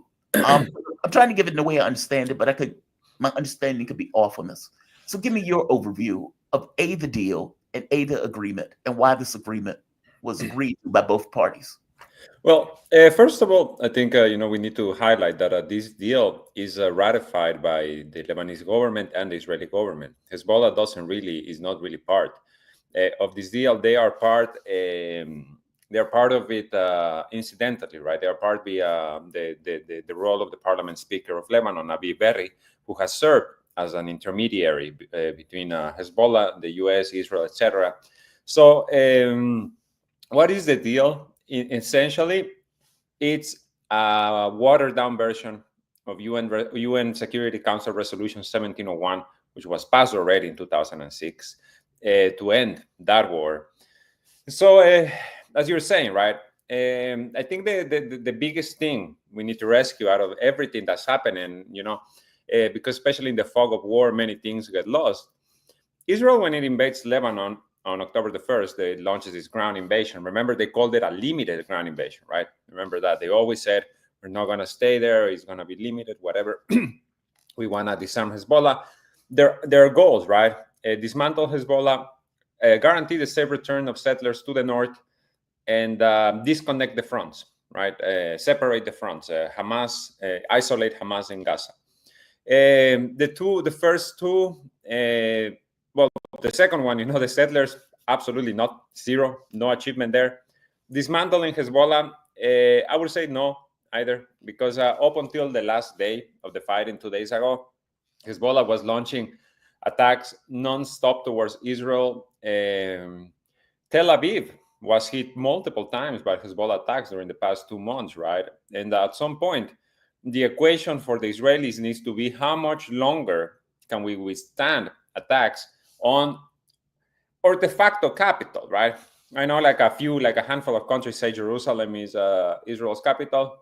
For all intents and purposes, it is Tel Aviv. It's the largest populated center, the biggest commercial hub, etc. Getting hit by Hezbollah missiles, that overcome the Iron Dome, that overcome all of the air defenses of not just Israel, but also the US, the UK, etc. Drone attacks constantly, missiles hitting as far as 150 kilometers deep into Israel. So all of these things happening up until a few hours before the ceasefire is implemented. So no, you did not dismantle Hezbollah, right? In the south, your troops are only able to enter at a distance at most of 1.5, maybe 2 kilometers into Lebanon, despite the pictures and despite the little photograph sessions that they were doing, putting up the flag, and like we're right by the Litani. They were these troops that were planting flags and etc. They were getting killed just moments later, right, on the retreat. So no, they didn't dismantle Hezbollah. The third one, separate the fronts. I think that one's really the biggest one up to consideration here, because in a way, well, first of all, Hezbollah stopped being a support front for Gaza in August. On August 1st, Hezbollah announces that they're moving from a support front to a direct front. So all of a sudden, they're no longer just, launching attacks to help to kind of divert the attention, right, away from Gaza by the Israeli army. They are in open war against Israel after the assassination of their senior commander Fuad Shukr in Beirut, which happened, I believe, might have been actually on the 1st of August as well. So considering all of these things, the deal benefits Israel, right? It also, of course, it allows Lebanon to breathe. Lebanon getting hurt to a very deep degree, right? Like Lebanon, especially the last day. The last day was just non-stop bombing in such an intense way across the city of Beirut. It was criminal. I mean, they were indiscriminately murdering. They were people. hitting residential buildings with no abandon, with no previous warning. On the day before the ceasefire, they set off what they call a fire belt in the middle of Beirut, in the suburbs of Beirut, just outside the city, which is they bombed 20 buildings in under 2 minutes. They just go insane, right? Jesus. So this is, and up until this point, the ceasefire holds. As you said, it calls for Hezbollah to remove its heavy weapons. I think it's 40 kilometers away from the border. Right. It calls for the Lebanese army to mobilize and force to the south. Up to 10,000 Lebanese army soldiers have been mobilized into the south to essentially, act themselves as a buffer between Hezbollah and the Israeli army. The Israeli army remains in the south of Lebanon. They haven't left. Well, right there. I'll stop right there for a moment. It's that part that I didn't get. Mm-hmm. Because that seems like a violation of the ceasefire deal. Israel also was supposed to pull back its forces. And this is, again, why I didn't trust the deal. Hezbollah, it's not like if you and I were having a negotiation and we bring in a mediator and the mediator is non-biased and the mediator is trying to help us come to a deal that both of us can agree with, both of us can live with, and then we break apart with the deal that the mediator helps solve. That's not really what's happening, though. Israel and the U.S. are together. The U.S. has been giving Israel a blank check, money, hand over fist, guns, weapons, and everything else that they needed in order to prosecute this war. Mm-hmm. So it's like, okay, how can that group be a mediator when they're fully involved in the conflict? The Lebanese military has not fired a shot in anger at the organization, at the murderous country that invaded Lebanon. And so it's like the idea that the Lebanese government that is under the thumb of the U.S. government that is a party to the conflict is negotiating a deal that is going to be associated with Hezbollah seems astonishing to me. And what I mean by that is, if there's a violation of the deal, is the U.S. really going to be an honest arbiter in deciding whether Israel violated the deal when all the way up to this point, even to this day, they argue Hamas didn't accept the deal. Hamas didn't accept the deal, meaning lying about it. So it's that part that I didn't quite get. The Israeli military didn't pull back. Well, the Israeli military, the details of the deal don't come out until a day later. They're still coming out. And then it's when we find out that actually what was agreed on is correct. Is the Israeli army has 60 days, right? Remember, it was being reported as a 60-day ceasefire. Then Washington comes out and says, no, this is a permanent ceasefire. But Israel has 60 days to leave the south of Lebanon. There is a deadline for them to exit. As of today, as of right now, Jamal, they are giving the Israeli army is warning Lebanese citizens not to travel south of the Litani between 5 p.m. and 7 a.m. Exactly. Under threat of essentially getting killed. A friend of mine is there, and he reported, he said he's stuck in southern Lebanon, and they're shooting at anything that moves. Yeah. So, you must have seen the images, right? Like, I think it was like 5 minutes after the start of the ceasefire, you already had Lebanese, just driving down into the south, reaching their villages, this video of a Lebanese man taking a selfie with the Merkava tank, with the Israeli tank behind him as it points at him. The Lebanese were desperate to go back home. And now they're running into this situation in which many people in the south, and in particular, it seems from the south of the Litani, which is, a big chunk of the south of Lebanon, they are still going to remain displaced. So, I feel like we also need to understand that that this deal was brought forth by Israel, right? Israel is essentially saying we want out. We need a deal out. They send the U.S. to Beirut. And Lebanon is negotiating under duress, is negotiating under escalation. And, I can say all of these things about how Hezbollah hasn't really been dismantled, but it doesn't mean they haven't been hurt. And they were hurt. I don't doubt that. I assume that they have taken a punishing blow to keep Israel from invading. From the Patriot attacks, remember? It started with the Patriot attack. But if Israel doesn't leave in 60 days, then what? It's going to be because it's that part to me. They've effectively allowed. So Hezbollah is supposed to pull back its heavy weapons. They supposed to functionally disarm for all practical purposes.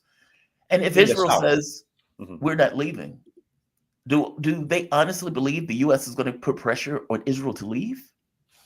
No. I'm not going to trust the U.S. anymore in anything. Not in anything. I think Gaza has completely lifted that veil, whatever was left of it. France, the same. Very interesting that France, the day after Israel accepts the ceasefire deal, comes out and says we are not going to enforce the ICC arrest warrants against Benjamin Netanyahu. Yep. Raises some eyebrows there. Today, the Lebanese parliament, for the second year in a row, extends the term of the Lebanese army commander, Joseph Aoun, who is very close. He's a very, very close asset of the U.S. Embassy. He is Washington's desired next president for Lebanon. He is the man that they want sitting on the presidential chair. And, when you say the Lebanese army hasn't lifted a gun, hasn't fired a bullet against the aggressors, anytime the Lebanese army wants to do that, anytime the Lebanese army wants to, fire a bullet or launch a rocket, whatever, they need U.S. permission. They need U.S. permission. This is an army that is completely beholden to a foreign power in every term, right? Their salaries are paid because of the donations given to them by the U.S., by France, by Qatar, by Saudi Arabia sometimes. Even, food rations they receive from Jordan. And why? Because of the crisis in Lebanon. Lebanon is a country in deep, very deep crisis that somehow manages to go on, right? It's truly something astonishing. So to your question, Jamal, about what happens if the Israelis don't leave? Well, we're just going to see a return to the war. This is a very tenuous, very and we're standing on the edge of the knife. And while we're breathing right now, while we have space to breathe, that doesn't mean that that's going to last. That doesn't mean, because again, the settlers in the Israeli north, they're not back home. You saw there's a huge contrast between what happened in the south of Lebanon, when as soon as the ceasefire started, you have the highway up until right now, 2 days later, more than 2 days later, the highway is packed with cars, with people returning south. Right. In Israel, the people who fled the north, they're still displaced. They're not going anywhere. They have absolutely no guarantees. So, first of all, that shows you really the difference that will always exist between the native population and foreign colonizers, foreign settlers. And also, it shows you that Israel did not achieve any of its stated goals. And now what we're seeing actually, and I think is even scarier, is what's happening in Syria. In Syria, all of a Yes. sudden you're seeing the activation of these U.S.-backed, Turkish-backed, Qatari-backed Yeah. terror organizations from, the Hayat Tahrir al-Sham, the former Al-Nusra Front, Al-Qaeda. We can just call them Al-Qaeda. That's what they are. And the You, Uyghurs, weirdly enough, like the yeah, the Uyghurs, that they all talk about in China, they are also part of this kind of Turkish, what is it, they are. Turkestan military or something. Yeah, this Islamic Turkestan party, if I'm not You know, mistaken. Their names sometimes are a bit they confusing. changed the name. The names Yeah, always but change. Real but quick as you're before we saying, get to yes, that these part, are the though. Uyghurs from China, where supposedly China is conducting a genocide. Yeah, right. That stuff is always insane to me. But before we get to that part, I really want to linger on that question. If Hezbollah pulls back, but Israel has permission to stay for 60 days? Yeah, And if they don't leave, doesn't that just allow Israel to get entrenched in that area with I mean, Hezbollah pulling back? we'll have to see. I think at this point we haven't really seen movement of them, like setting up a permanent presence or anything like that. Yeah. I don't, it's very strange still. Like even internally, there's still many questions in regards to this. As I'm saying now, Israel is establishing when citizens can and cannot move in the south. This is a Exactly. foreign occupation power that is, in Lebanese land. That's my Why is point. this being allowed to happen? So Precisely my point. my guess is that we need to first see the full deployment of the Lebanese army in the south. And then, one can only hope that Israel is going to stick to its word and that the U.S. is going to make sure that Israel sticks to its word. But for the time being, it seems that their occupation is going to last for at least the next 50, 60 80 days. days, Just something about. or other right now. And, sadly, Jamal, I don't know how else to say this, but that the side of the resistance, the side that opposes the Holocaust, the side that doesn't bend the knee, is always going to get the short, end of the stick when you're talking about diplomacy, when you're talking about deals made at the diplomatic level. Because, as I said, Hezbollah is not really part of the ceasefire deal. They are Right. not. They were not a party. They were not signatories to it. They are simply acquiescing. They are simply, accepting what Is the there Lebanese any government agreed to. is there any chance that Hezbollah ends up fighting the Lebanese government over this? I highly doubt it. I highly doubt it. It would take a lot. It would take a lot. Look, what happened over the past 2 months, if a civil war didn't spark then, with the level of pressure that was being exerted internally by the media, you had U.S.-backed officials in Lebanon, right? Like the heads of parties, majorly Christian Maronite parties, which often tend to align themselves closer with the U.S. and France, go on TV and say, Lebanon isn't being attacked. It's, as civilians are getting killed inside Beirut. No, Lebanon isn't being attacked. It's Hezbollah. They're Are saying, you serious? we should ask Israel to, finish them off. Just come and hit them. Like imagine that, coming on TV and saying these things and being the TV station that brings these people on to put out these statements in the middle of a war. So if it didn't happen then, I highly doubt it's going to happen next, because I think what we saw is that Lebanon is a country that is more resilient than what anyone gives it credit for. It's a country that recognizes the face of the real enemy, right? And maybe you will have all of these groups, and especially these very fringe elements that, Zionist Lebanese officials, but like these groups that think that the U.S. is going to come in and save them all, right? Like a liberal democracy for everyone, and it will be part of the civilized world, etc., etc.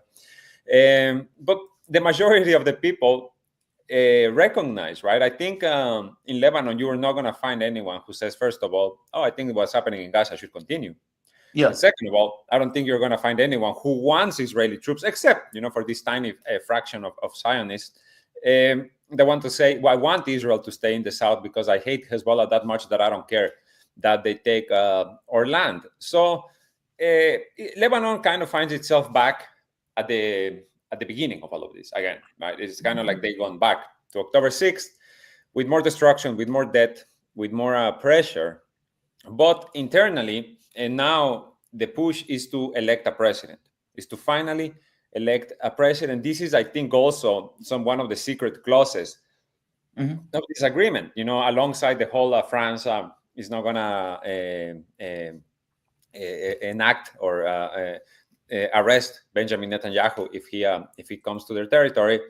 Lebanon's parliament finally electing a president, I feel, is another one of these clauses that would benefit the country in the end, right? And in the Yeah. meantime, you give Israel breathing room, right? It's not just Lebanon that's getting breathing room; it's Israel, because to Israel, the real war is against Iran, and I think this is why we're seeing the escalation in Syria, and also is about taking the West Bank, annexing the West Bank and the north of Gaza as soon as possible.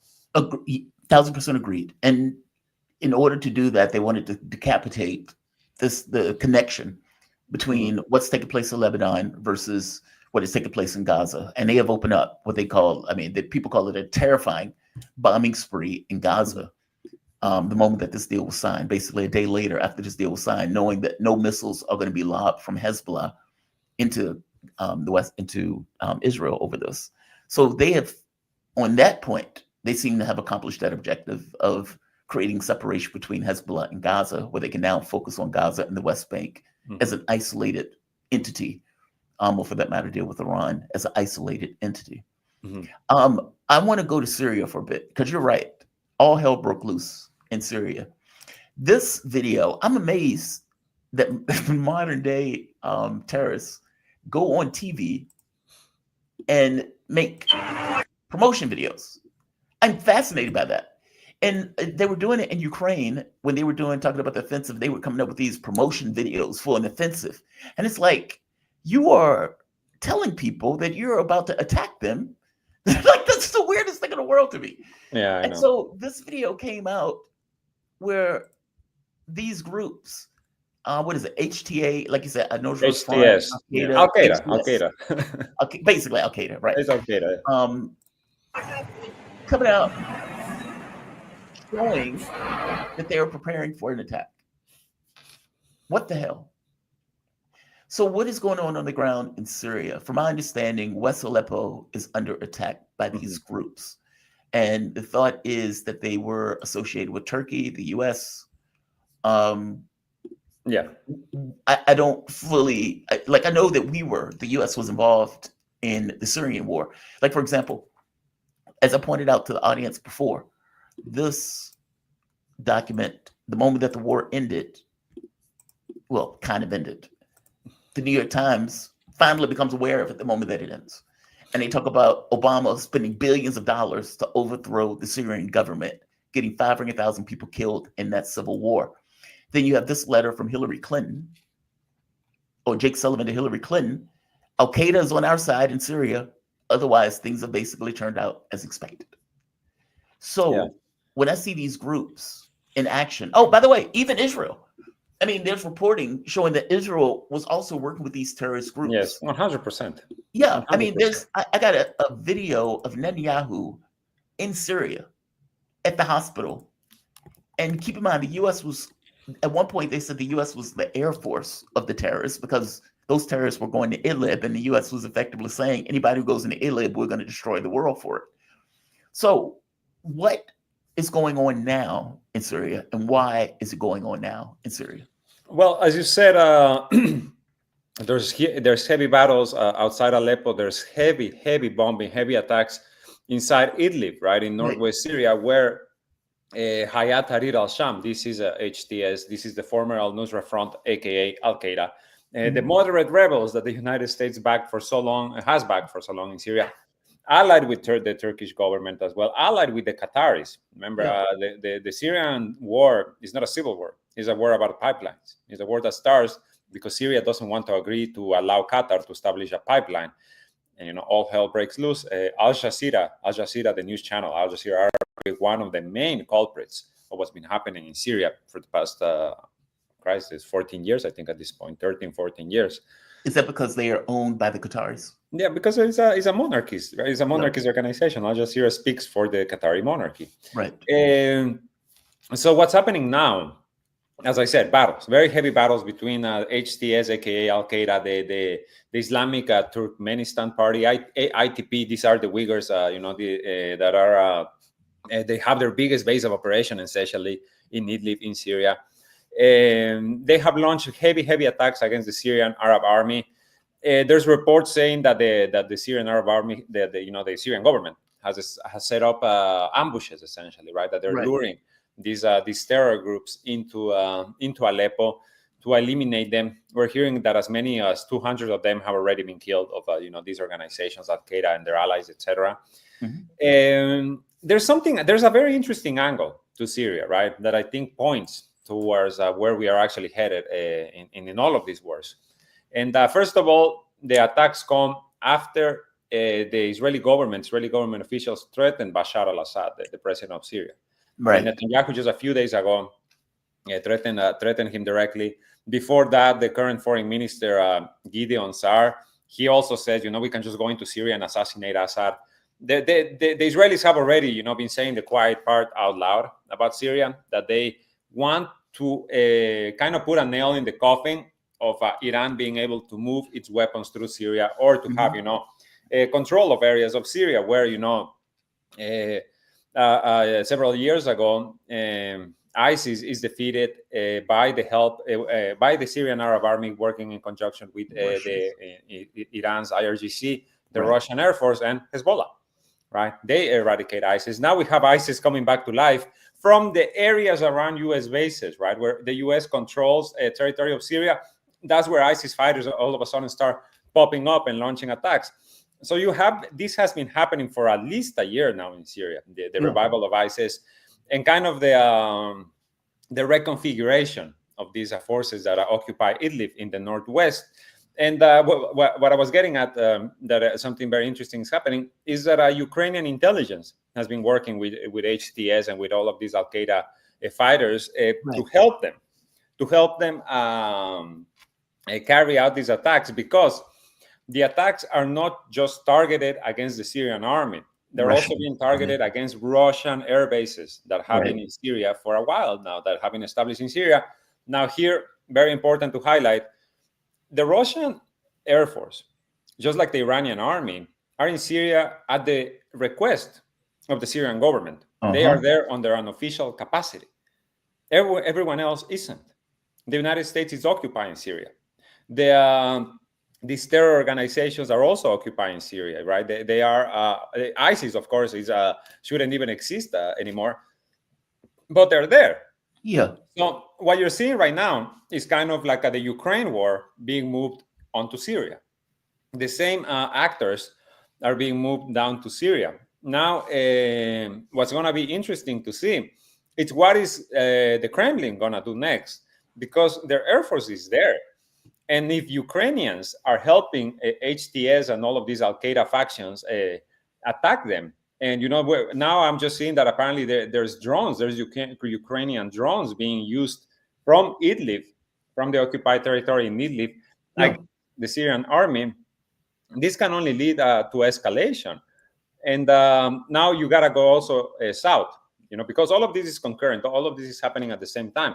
And south in the Golan Heights, in the Israeli-occupied Golan Heights, a few weeks ago, Israel started building a separation wall, essentially signaling that they are about to fully annex the Syrian Golan Heights, violating the 1974 ceasefire agreement, because we know how much they care about agreements.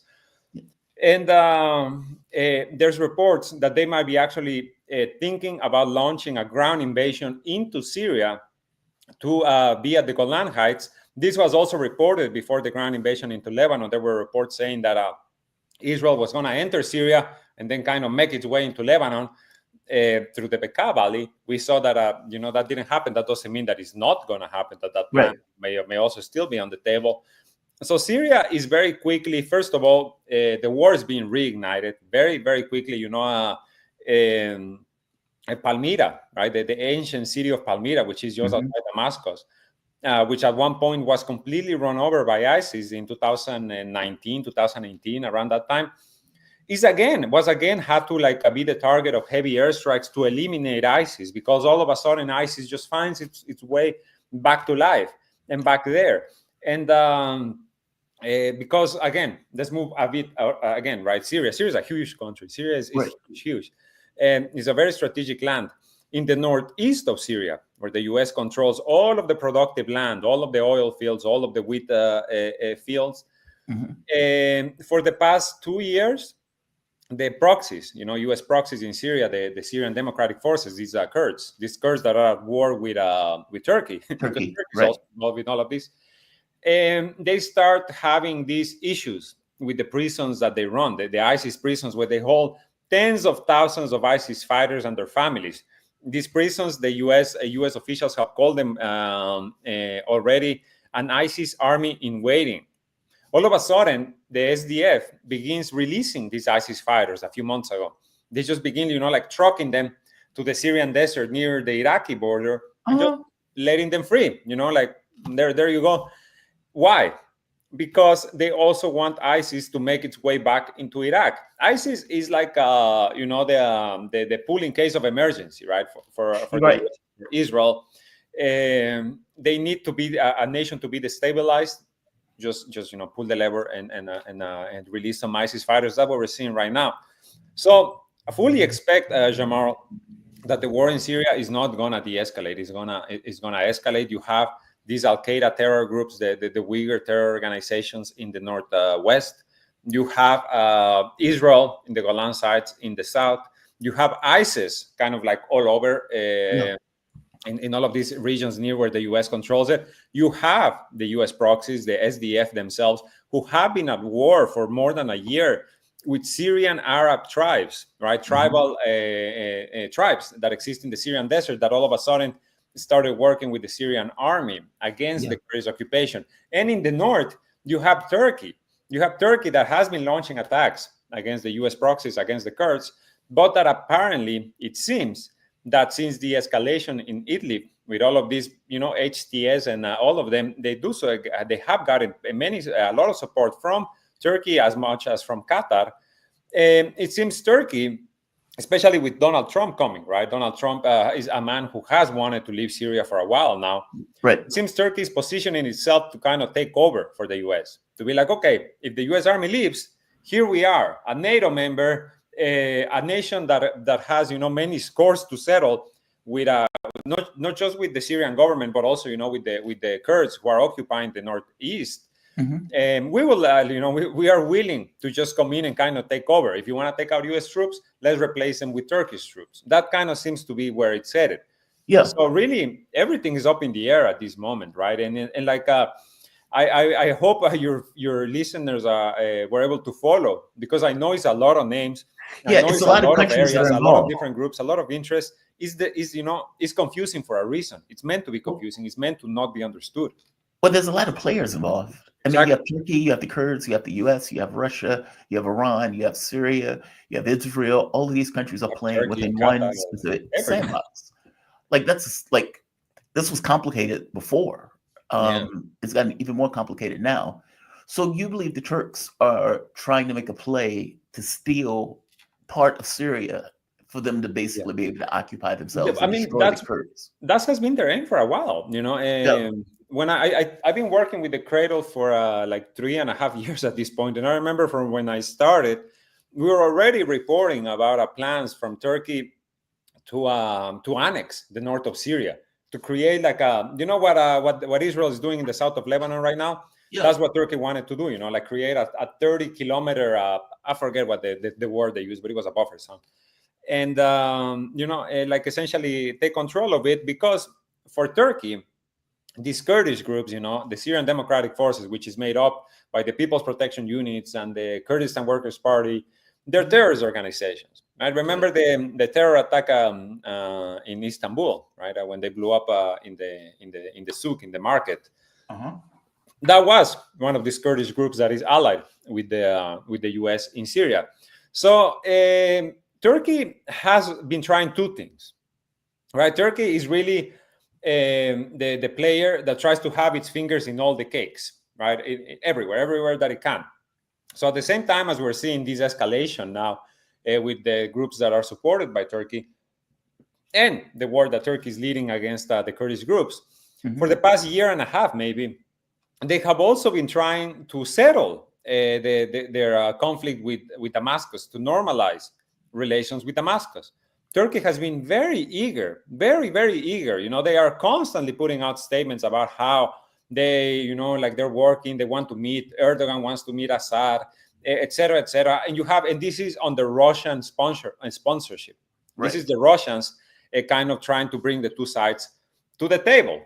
But Syria, Damascus, has been very steadfast in their demand that the only way that there can be normalization is if Turkish troops leave Syrian territory. That's the only Turkey path. doesn't want to do. Stop attacks and leave Syria and let us take care of this problem. That's what Syria says.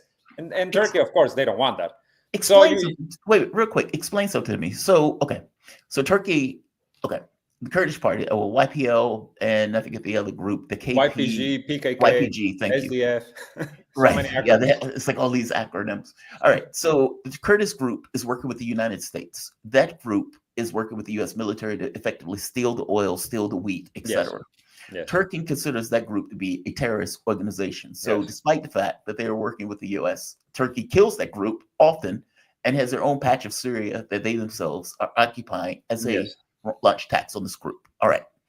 That Kurdish group that's working with the U.S. is part of this motley crew of acronyms that are now attacking the Syrian government at the behest, ideally, of the U.S., and even with the help of Turkey, in order to undermine the Assad government. Am I getting that right? And this is a little bit weird to me. So, and maybe I'm missing something. Is it the Kurdish groups that are attacking Syria, or because I know it's, like I said, this is super confusing to me. No, it is confusing. It's very, very confusing. Like I said, it's designed to be confusing. Syria is meant to not be understood. This is why you have all of these players constantly, moving pieces around. Right. The Kurds that are working with the U.S., they haven't, recently at least, really been attacking Syrian army positions. Who they have been waging war against is Arab tribes. The Kurds are fighting the Turks in the north, the Turkish army in the north, and then in the regions like the Euphrates River, right? The Euphrates River kind of cuts Syria, the northeast of Syria, a bit in half. West of the Euphrates is where the U.S. Army and their Kurdish friends are. East of the Euphrates is where the Syrian army is in control. So it's here where, for the past year, the Syrian Arab tribes, with the help of the Syrian army, although unofficially, have been fighting back and trying to end the occupation, right? Because, as you said, it's the Syrian army at this point. I mean, because they've been under, for one, the theft of the oil has been depriving the state of resources, and the theft of wheat also. So there's that been going on. But how big is the Syrian military at this point? I mean, Israel has been taking shots at them constantly in regards to airstrikes and whatnot. And they haven't necessarily seemed to be able to stop them from doing that. So what size of the Syrian army is left at this point after all of these years? Well, I don't actually have numbers. I wish I did, but I don't. And to be fair, this wasn't something I even thought we were going to talk about. No. But I'm glad you know about it because I wanted to talk about it. Yes, because it is, it's about looking forward. It's about what's next. And Syria at the moment is where it seems that everything's about to completely boil over. So the Syrian army has been, how do I say this? They have kind of rebuilt themselves, right? They Syria has been in a state of flux nonstop for the past decade and a half. The Syrian army, the Syrian government reaches, a peace and reconciliation agreement in the south, in the areas near the Jordanian border or in other areas. Yeah. And, the fighters lay down their weapons, the rebels lay down their weapons, and they re-enter society. And then a few months later, you start getting these terror attacks. You start getting, the killings of the assassinations of officials. As I said, ISIS also kind of finding its way back into life in Syria, and they have been targeting for the past year and a half, 2 years, Syrian army gatherings almost very constantly, right? At one point, they bombed a graduation ceremony in which they killed about 200 people. This was last year. They just, eradicated so many, not just army members, but like families, etc. So this is kind of the situation that the Syrian army finds itself. In they, I don't know if they are capable of fighting the internal war, but they, like, on their own. I mean, but they still have the support of the Russian Air Force, who are conducting, like Russia has kind of become a big player inside Syria, and they are on the same side as Damascus. That hasn't wavered. They still have the Iranian help. They still have the Revolutionary Guard Corps and the Quds Force, which is Right. Iran's kind of like foreign conflict units. They are still in Syria. What they want to happen in Syria, and by they I mean the United States, Israel, like the axis of evil, is to to spread chaos, is to spread the Syrian army and all of its allies thin, right? To just make them be fighting a war, because Syria, like I said, is a huge country. Mhm. So it's kind of very easy to all of a sudden for a fighting force find itself, thin. Its numbers are being thin just by the fact that they all of a sudden they need to be deployed in Idlib, to prevent the Right. attacks in Aleppo. Then they need to Right. be in the south, where the Golan Heights, the Israelis might come in. And they need to be in the northeast, where the Kurds are fighting the Arab tribes from the desert. Get And too much then, to cover. on the Yeah. Israel destroyed all border crossings between Lebanon and Syria in their attempt to, prevent the Iranian arms smuggling, etc. What they have achieved is to make sure that everyone who left from Lebanon to Syria cannot return, all of the displaced. Mhm. So that's kind of where the game stands. And again, Turkey just being Oh, there wait a minute. playing You with just hit, everyone. wait. You just hit upon something that's, I forgot all about that. Many of the people that were under bombardment in Lebanon ended up going into Syria, right? Yes. More than 500,000. Wow. Okay. So those people don't have a way to get back into Not Lebanon at the now. moment. I mean, many of them, a majority of them, were already Syrian displaced. They were Syrian refugees. Oh, Kind I of made see. their way back into Syria once the war in Lebanon Oh man, that is a horrible hit the life. fan. But then you're talking about 200,000 Lebanese who also left and can't come back.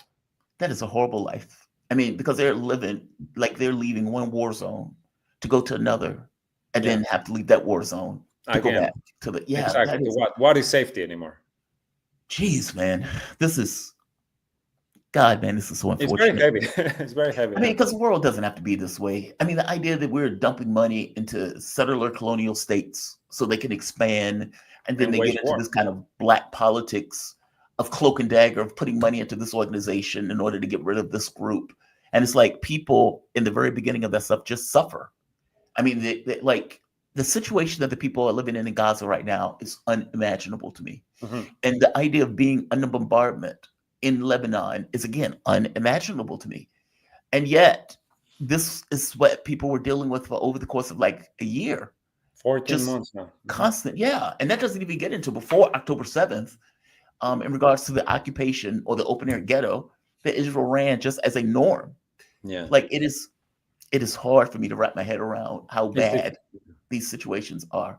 Esteban, thank you for this, man. I really appreciate it. Like, great explanation of trying to go through the shifting allegiances that are happening, especially in Syria.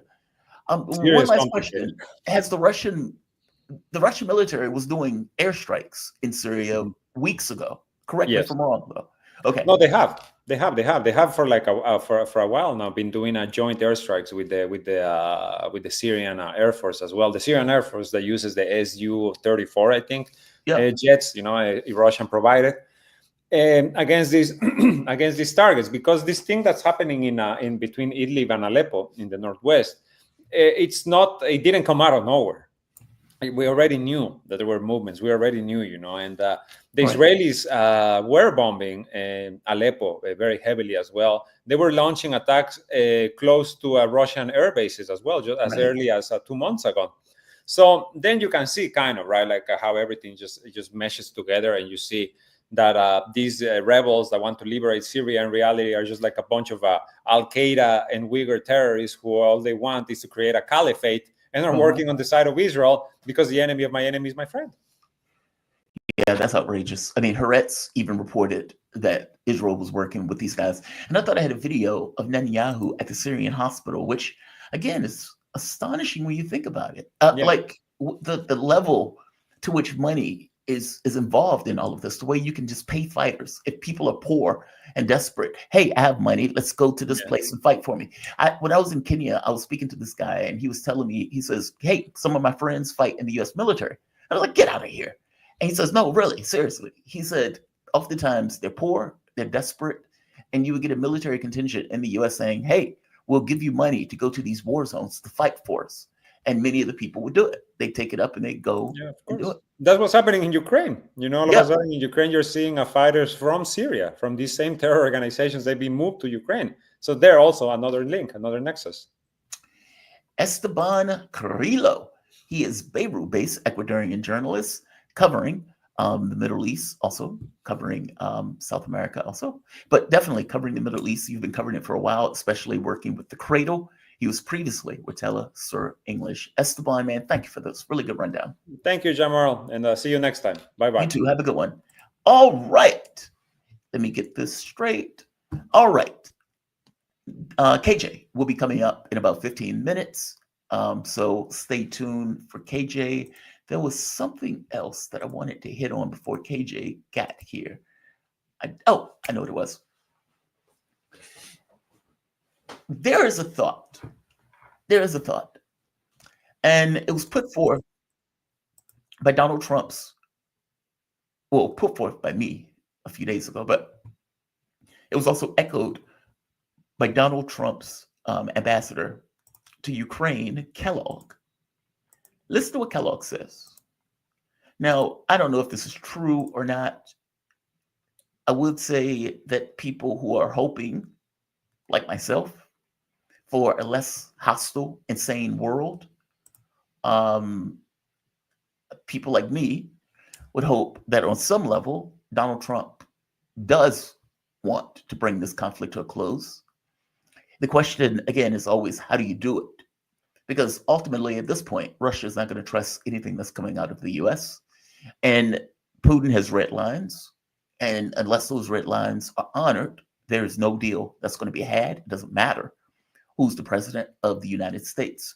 We are one country of many. We do not have escalatory dominance in Ukraine unless Donald Trump is going to end the world. So Kellogg, it's pointed out to him, hey, isn't the silence deafening that Donald Trump hasn't said anything during all of this escalation? And some of the people around him have been outright lunatics on this issue. Listen to what Kellogg says, again, ambassador to Ukraine. It does give the President Trump more ability to pivot from that. Oh, that's interesting. All right. Just one quick question before we let you go. We have like 5 seconds. Here, John, here's what I'm really hoping. I'm hoping that Jake Sullivan talked to Michael Waltz, who's the incoming national security advisor, or President Biden has talked to President Trump and said, here's what I'm going to do. I'm really hoping that happens because what he has done, Biden, through his action, he's actually given President Trump more leverage. Really? Because now he can pull back, he can go left, he can go right, he can do something. And I think what he did is he basically said, well, this is what I want to do. And I'm hoping there's something to this. I don't know, but it does give the President Trump more ability to pivot from that. Oh, that's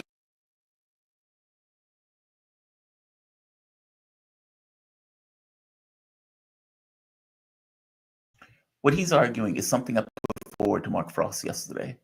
That is it possible that there was a conversation between Biden and Trump, that Biden is escalating, not because Joe Biden wants a nuclear war per se, even though we could sleepwalk into something like that, but that he is escalating in a way where when Trump comes in, Trump has more leeway to either pull back or to put more on the table because of how far Joe Biden has escalated. Now, I don't know if that's true or not at all. I mean, I do know when Donald Trump was in office last time, he would do this kind of escalate to de-escalate. Basically, if I puff my chest out and threaten the world, that the world would, on some level, acquiesce to it and we can make a deal. The problem I have with that, is that we have already done that, and we've been doing that for 3 years. We have escalated for 3 years, and now we've escalated to the point of just hitting red lines. Those red lines, they have nowhere else to go. So, you can tell Ukraine to, hey, put your kids into the fight. I think that's grotesque, but okay, you can do that. You can allow Storm Shadow missiles or Scout missiles or attack atoms to hit Russia. Again, that is massively escalatory, and Putin's response was the Orezhnik. The Orezhnik didn't do the job, so I would imagine the next hit is going to be on somewhere that hurts more and continuing to hurt more and more and more until you get to the point where the only step on that ladder is hitting one of these European cities, at which point all hell breaks loose. Now, I don't know where Trump has flexibility in that. I have no idea where he has flexibility in that. And what he's coming into is a situation that is already at a knife's edge, where we are on the brink of disaster because of Joe Biden, his policies. And to be honest, presidential policies going all the way back, even to Obama. Keep in mind, it was the Obama administration that presided over the overthrow of the Ukrainian government. I believe Hillary Clinton was Secretary of State. Victoria Nuland was out there handing out cookies. John McCain had his arm around Nazis. And those pictures were even on WAPO, where they wouldn't call a Nazi a Nazi. It was astonishing when you think about it. All of these people getting killed purely for geopolitical interests. Now, what Trump does, if Kellogg is right, and Donald Trump looks at this as, I'm not going to say anything, I'm going to keep my mouth shut, I'm going to allow all of this escalation to play out, I'm going to allow all of these people to say things about overthrowing, about hitting Russia with weapons or something like that. I'm going to let all of it play out, and I'm going to keep my mouth shut. And when I get in, then I would make moves. But up until that point, I'm going to let them do the escalation. I'm going to let them be the bad cop. Is that really what Trump is thinking? I have no idea. I have no idea. It's massively dangerous. And either way you look at it, he is going to come in on a knife's edge. And we'll see what he does. I got to be honest, from my point of view, people are policy. And the people that you put into a particular position is indicative of the policies that you're going to run with. Now, Kellogg, at one point, had called for this idea that Ukraine is going to have to give up territory in order for this to be solved. The reality of it is, that's true. That's true. But what else is around that? NATO membership is a no, full stop, complete fail, war continues. If it's even on the table, that they go into NATO at some point. Russia is not even going to be, okay, we're going to push this off for 20 years. That is not even going to happen. It is we're going to solve this issue right now, once and for good. And if Trump doesn't acquiesce to that, then the war doesn't stop. That's grim, but it is true. That's grim, but it is true. Look, this is the Jamal Thomas Morning Show. If you guys dig this show, it's Thanksgiving. So I'm going to say happy Thanksgiving to all of you that are here. I appreciate you being here on a morning like this. I wasn't even sure I was going to do a show this morning because I wasn't sure if anybody was going to show up to this show. And it was going to be difficult getting the American guests to come on the show for Thanksgiving because that is their vacation. For me, it is vacation when I have a job. When I do not have employment, that it is a day just like any other day. So if you dig this content, definitely give it a like, definitely share it, definitely subscribe to the channel. I'm trying to hit 40,000 by the end of the year. And damn it, I think we can do it. Also, if you really dig the content, like, share, subscribe, Patreon, PayPal, and for that matter, Super Chats. Any sticker that you provide will be read, providing it is not racist, sexist, or bigoted. Even if you take the piss out of me, that is perfectly fine. I would even read that, and we can have a discussion about whatever's on the chat. There's something else. Oh, KJ, we'll be here at 9:30 to have a discussion about what's taking place in China. In China, this guy, for accuracy's sake, it was reported in the Western media that a banker in China was going to be executed. This guy.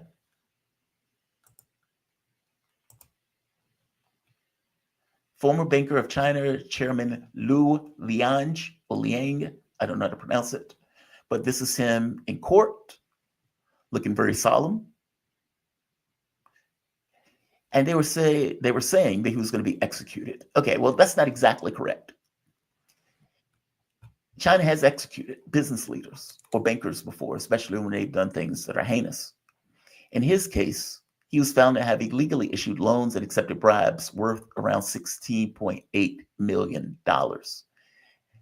From my understanding, what is happening is that he is on probation for 2 years.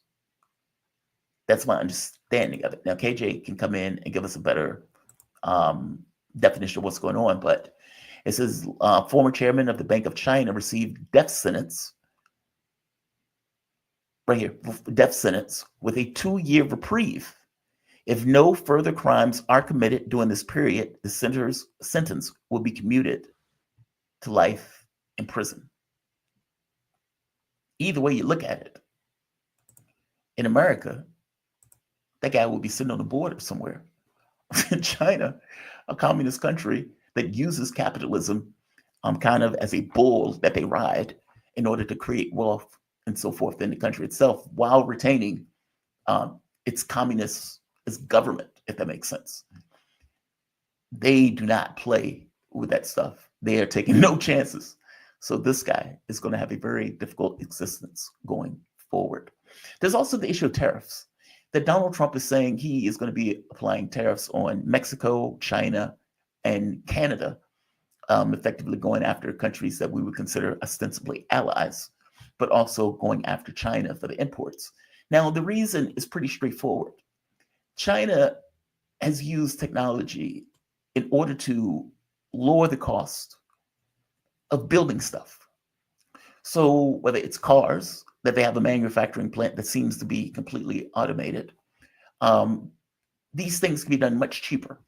And because they can be done much cheaper, if you can put a car on the market for, let's say, $5,000, okay, well, there's no car in the US that compete with that. Just can't, especially if it works as well as every other car. Well, that car is immediately going to be purchased and bought almost in its entirety. And so putting tariffs on goods like that is done in order to increase the prices of those items so that the American products can compete. It's your way of trying to protect American business against outside countries that may be able to produce products for much cheaper. If you could get, there's a reason why so many products in Walmart are made in China, and many of those products are very inexpensive. China can pretty much build everything for the world in and of itself with its industrial base. But in this very specific case, from Donald Trump's point of view, if his argument is, I'm going to bring business back to America, okay, how do you do that? You bring it back to America by creating a huge amount of pain for the American population to get that American population to spend more money on products that it buys in order to protect American jobs. He's not going to say it that way, but that is what he's talking about. If you're saying you want to use tariffs in order to protect American jobs or bring back American jobs, and any protection at this point, you would have to bring them back into the country. If you are talking about increasing wages, which he is not, but if you weren't talking increasing wages, it's the same issue, right? If I increase my wages to $20 an hour and I'm building a particular product, the fact that I am paying $20 an hour has to somehow be expressed in the price that people are paying into that product, meaning you have to pay enough to be able to pay those workers that much, or you have to charge enough for a particular product or service where you can afford to pay those workers X or Y. If you're in a country that does not have those standards, well, those countries don't necessarily have to put as much into employment, ergo the end result of the product that they sell is going to by definition be less. So protecting your economy through tariffs, well, sometimes you have to do that. If indeed you believe in higher wages for your workers, or for that matter, you believe in protecting American jobs. Now, how you do it is the question, and how you do it in a way that doesn't damage the American population as you do it will be the question. Do I think Donald Trump is competent in that way? No, I don't. I do not. I don't think he has a grasp of the stuff that's taking place around the globe. And the people that he's bringing on with him are terrifying. I think they're lunatics in many respects. Tulsi, I like. RFK, I like. The other ones are straight lunatics. Now, Trump may be thinking that I'm the head. They're going to follow my lead in either way. And I want lunatics around me to give me a different point of view. Who knows? He's been very quiet after he won the election. And I suppose one way or the other, in January, we together will find out. We will find out together. I am not at my most optimistic at this moment. I am not at my optimistic. I think we are in a world of hurt going forward. And by the way, I would have thought that even with Kamala Harris. I mean, truth be told, whether Trump ends up in a war or not is almost secondary to the point that I think Harris would have ended up in a larger war also in Ukraine. I don't think she knows anything about this stuff. I think she's running purely on ideology, but I think Trump is also, on some level, running on hubris and ideology too. I just think he has a potential or a potential willingness to make a deal in a way that I fundamentally don't believe the Democrats do. They don't seem to be able to do that. And so we'll see. We'll see. I am not optimistic. I'll just say it that way. I think things are going to get worse before they get better. And I'm saying that from the standpoint of the world, not just for the United States. I mean, there are moves that are being made right now by various countries, not just in Syria, but, Trump getting in, deciding one way or the other about Ukraine. Okay, well, we're at a crisis point, either way you look at it, meaning whether Harris was going to take it or whether Trump was going to take it. There's a crisis point for that conflict, but that conflict on some level needs to be resolved, or some semblance of a resolution needs to take place, because what's happening now is just an escalatory spiral where we're taking one step after the next to oblivion. And nobody seems to want to get off that staircase to oblivion. Well, that's not true. Russia is doing this in order to try to get them to stop, but they don't seem to take the hint. And it's very possible that the next hit is going to be on Kiev. And then the question again will be raised. Are you going to stop?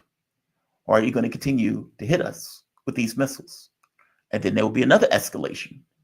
Are you going to stop? Or are you going to continue to hit us with these? It's going to be that. And at some point, it's going to be the next time you do this, will be one of your cities. And that is going to be the question. That is where question time comes in. And I suspect that bravado and hubris will be part of that answer. Yeah, I'm not at my most optimistic. This is Arestovich. This was back in 2019. It's in a different language. But he is arguing that NATO membership will require a test of strength, that the very act of trying to get Ukraine into NATO is going to provoke Russia. And that provocation will lead to a war that Ukraine had to fight if indeed it wanted to be part of NATO. Now, today, this guy has fundamentally changed his stripes. And Arestovich has come out as somewhat of an opponent of the government that he used to be a part of, being more straightforward about the damage that Ukraine has taken and that they've effectively lost the war. But that was him back in 2019, early on, where he was saying this test of strength will be necessary for Ukraine to ever be part of NATO. At this point, he said it's come to Jesus moment and realizing that it's not going to happen. One of the, and last point before KJ comes on, and I want to talk about this with KJ when he gets here, but this guy,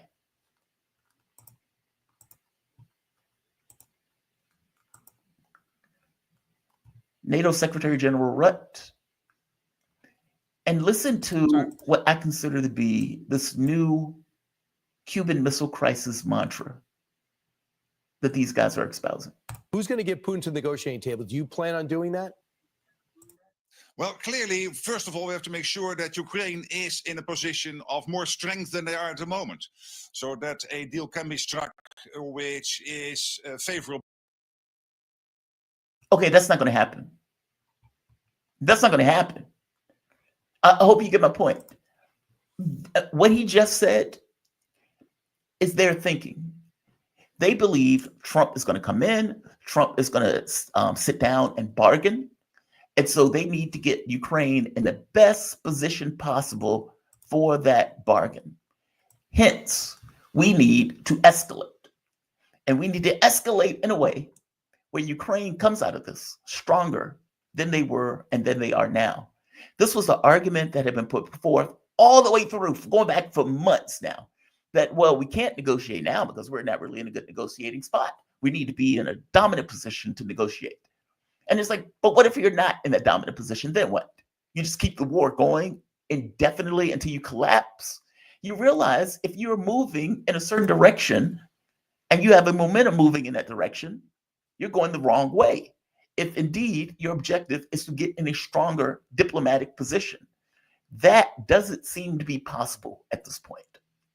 All of these people are talking to ghosts. They're just out of their minds. And yet they're like, yeah, we got to keep the war going because, we're not in a great military position right now. Okay, yeah, but you're not going to be in a great military position. There's nothing that can happen to change the context of the war. So what does that mean if that's the case? If I'm right, and there is no getting in a better military position than you are right now, then what? Your situation has only gotten worse. You can never win a battle, let alone win the war. So how do you fashion getting Ukraine into this dominant, the stronger space?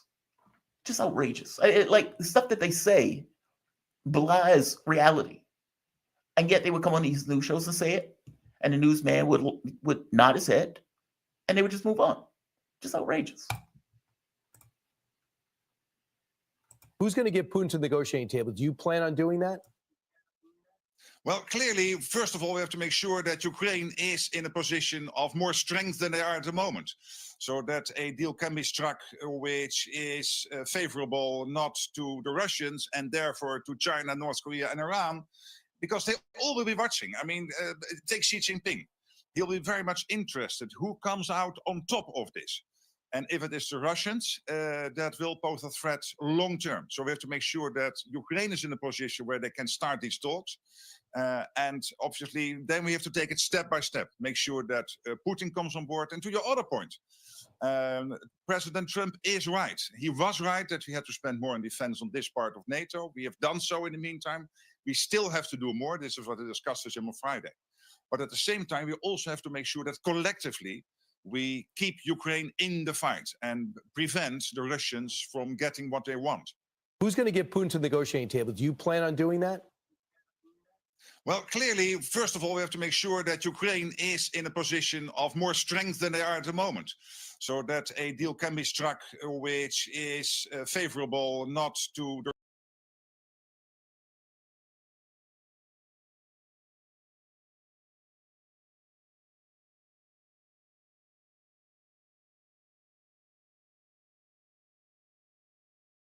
I'm still waiting on KJ. He will be here in a moment. I don't think I sent him the link. That clip is astonishing to me. And it's astonishing to me because, for one, his argument is what they call a sunken cost fallacy. This idea that when you're losing, you keep putting money in order to catch your winnings. Like if you're sitting at a gambling table in Vegas and you lose $500 and you're like, well, I have to keep gambling because I got to get the $500 back. And then you're $1,000 in. I have to keep gambling because I'm $1,000 in. Then you're $5,000 in. I got to keep gambling because I'm $5,000 in. Meaning you continuously putting good money after bad. And so now the good money that they're putting after bad is, let's throw our kids into the battle. Let's throw our children into the conflict with the Russians. Let's do that. It's like the Hitler Youth. We're going to throw kids out into fight.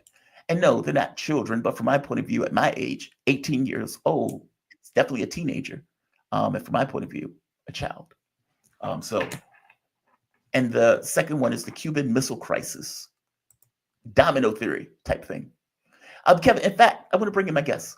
We're joined with KJ. No, KJ, I'm sorry, man. I thought I had sent that link this morning when I sent everyone's link. And then when I saw the email, I noticed I didn't send it. I apologize. Thank you for joining me, man. KJ, no, he's a journalist, political analyst, writer, and teacher specializing in the geopolitics of the Asia Pacific region. He's contributor to the book, Capitalism on a Ventilator, once censored by Amazon. It is now available at iacenter.org. How you doing today, man? You doing all right? I'm doing well. Happy to be with you. And many thanks to your very attentive audience who were able to send the message to you. Yeah, I to be fair, I didn't see it from the audience. When I noticed, usually you're so on the money. And I was like, okay, something's wrong. And when I checked the email, I was like, you're like, are you planning on sending that link? I tend to send that link at like 6 o'clock, 6:30 in the morning. So when I saw the email, I was like, oh, damn it, I screwed up. Thank you, KJ. I'm sorry, man. Not a problem. Also my bad, because I received the email. I thought we're good. And I didn't actually check the link at the time. So no, that's on me. The link should have been sent. No, that's purely on me. KJ, I want to get your take on something. There seems to be this new Cuban missile, this domino theory-esque. Mark Twain says, history doesn't repeat, but it damn sure rhymes. And I think this is a rhyme where they make this argument that you have to win in Ukraine, or at the very least be strong in Ukraine. Otherwise, China will see it. And when China sees it, China will get messages about our weakness or about us abandoning Ukraine and apply it to Taiwan and take Taiwan. I'm amazed by that. Like, it's so self-serving, right? It's these war hawks that come up with a reason in order to continue to fight or to escalate in some way. Well, we have to do it. Otherwise, China would see it. And if China sees us weak on Ukraine, then they are just going to take Taiwan. Give me your take on that line of thought that these guys have been putting forth. Well, first, it's completely absurd because, China does not have expansionist tendencies. And remember, Taiwan is part of China. This is what, the UN, the entire world community, go onto the State Department website. They will acknowledge that there is only one China, and right. China is part of Taiwan. So that's a non-issue. But this whole notion of the domino effect, every time the US has put this forth, historically, it has been shown to be false, right? Yes. Every single time they say, we have to fight this war, otherwise, they will run us over. And next thing you know, the entire world will be red and might as well be dead. All of that has been false. And it's false in this instance as well. And it's really, really stupid. The good example that I can think of is the vice president of Taiwan currently, Louis Xiao. She put it in the other way around. She phrased it as the opposite way, but it's the same idea. And she said that because Russia is losing in Ukraine, this sends a message to Russia that China cannot do anything. So she's claiming the opposite inverse domino effect. But anybody who thinks in these terms, I think, is sorely mistaken. What's wild about it, in the old days, it was shown to be false. I mean, like the Vietnam War was a good example where they were like, well, we have to fight in Vietnam. If we don't fight in Vietnam, the Soviet Union is going to take everything. Everything is going to go red. And I like your point. I'd rather be red or rather be dead than red. Some of the stuff that they used to say. Oh, yeah. This guy has used this for the war. Right here. I'll play the video. He is effectively saying Xi Jinping is watching. And anything that we do, Xi Jinping is going to be paying attention. And, as I pointed before, Taiwan was never under threat.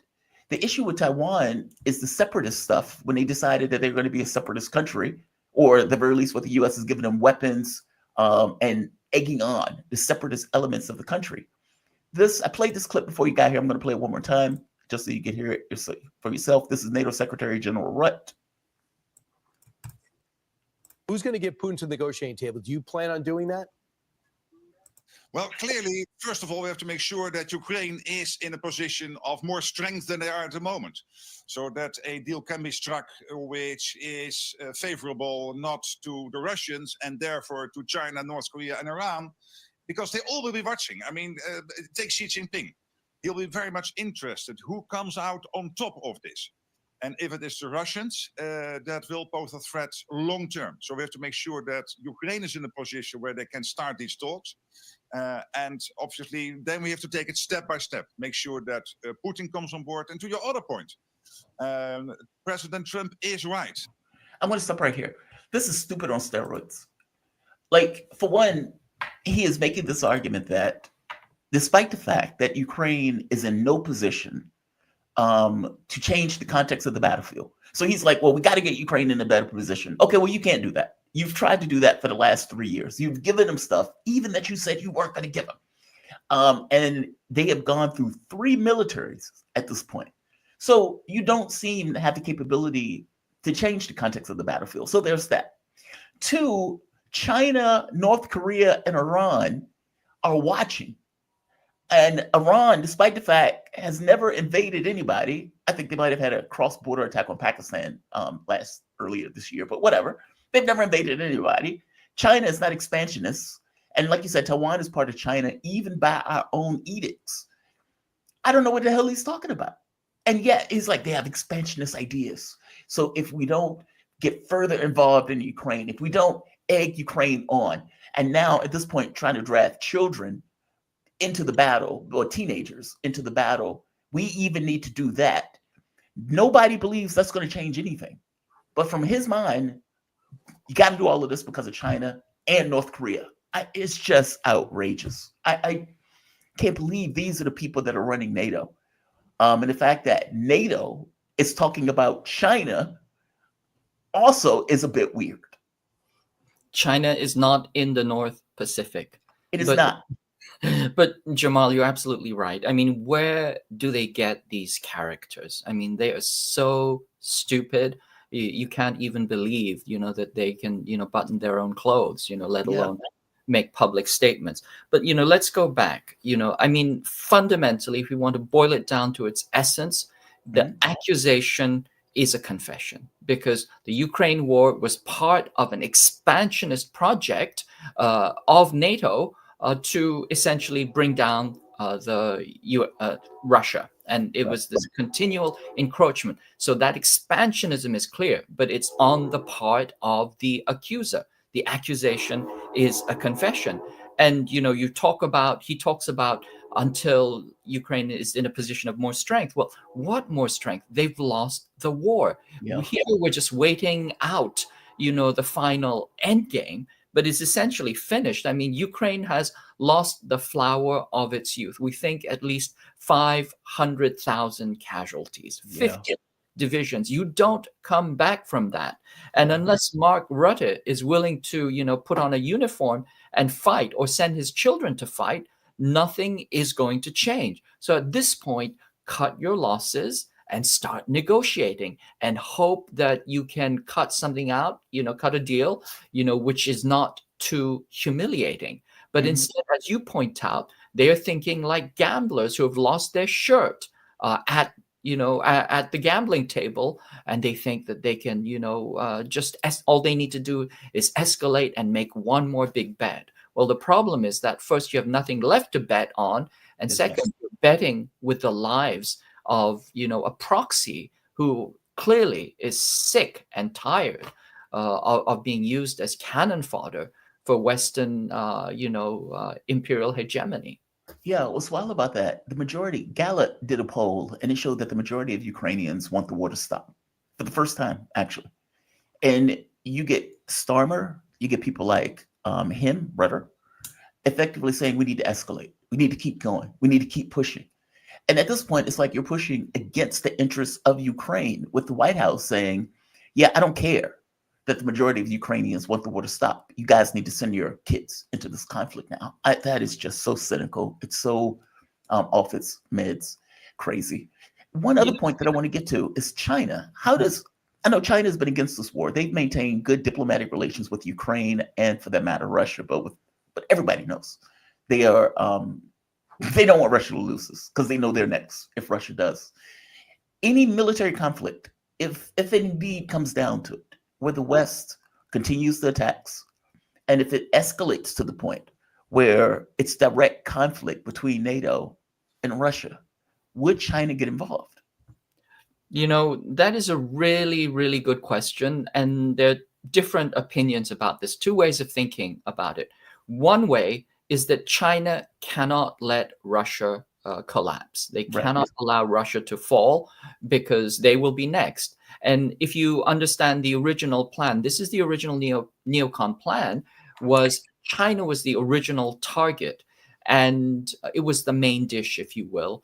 And Russia was an appetizer on the way to the main dish, except the appetizer turned into flounder, and there's, you know, their bones are stuck in their craw.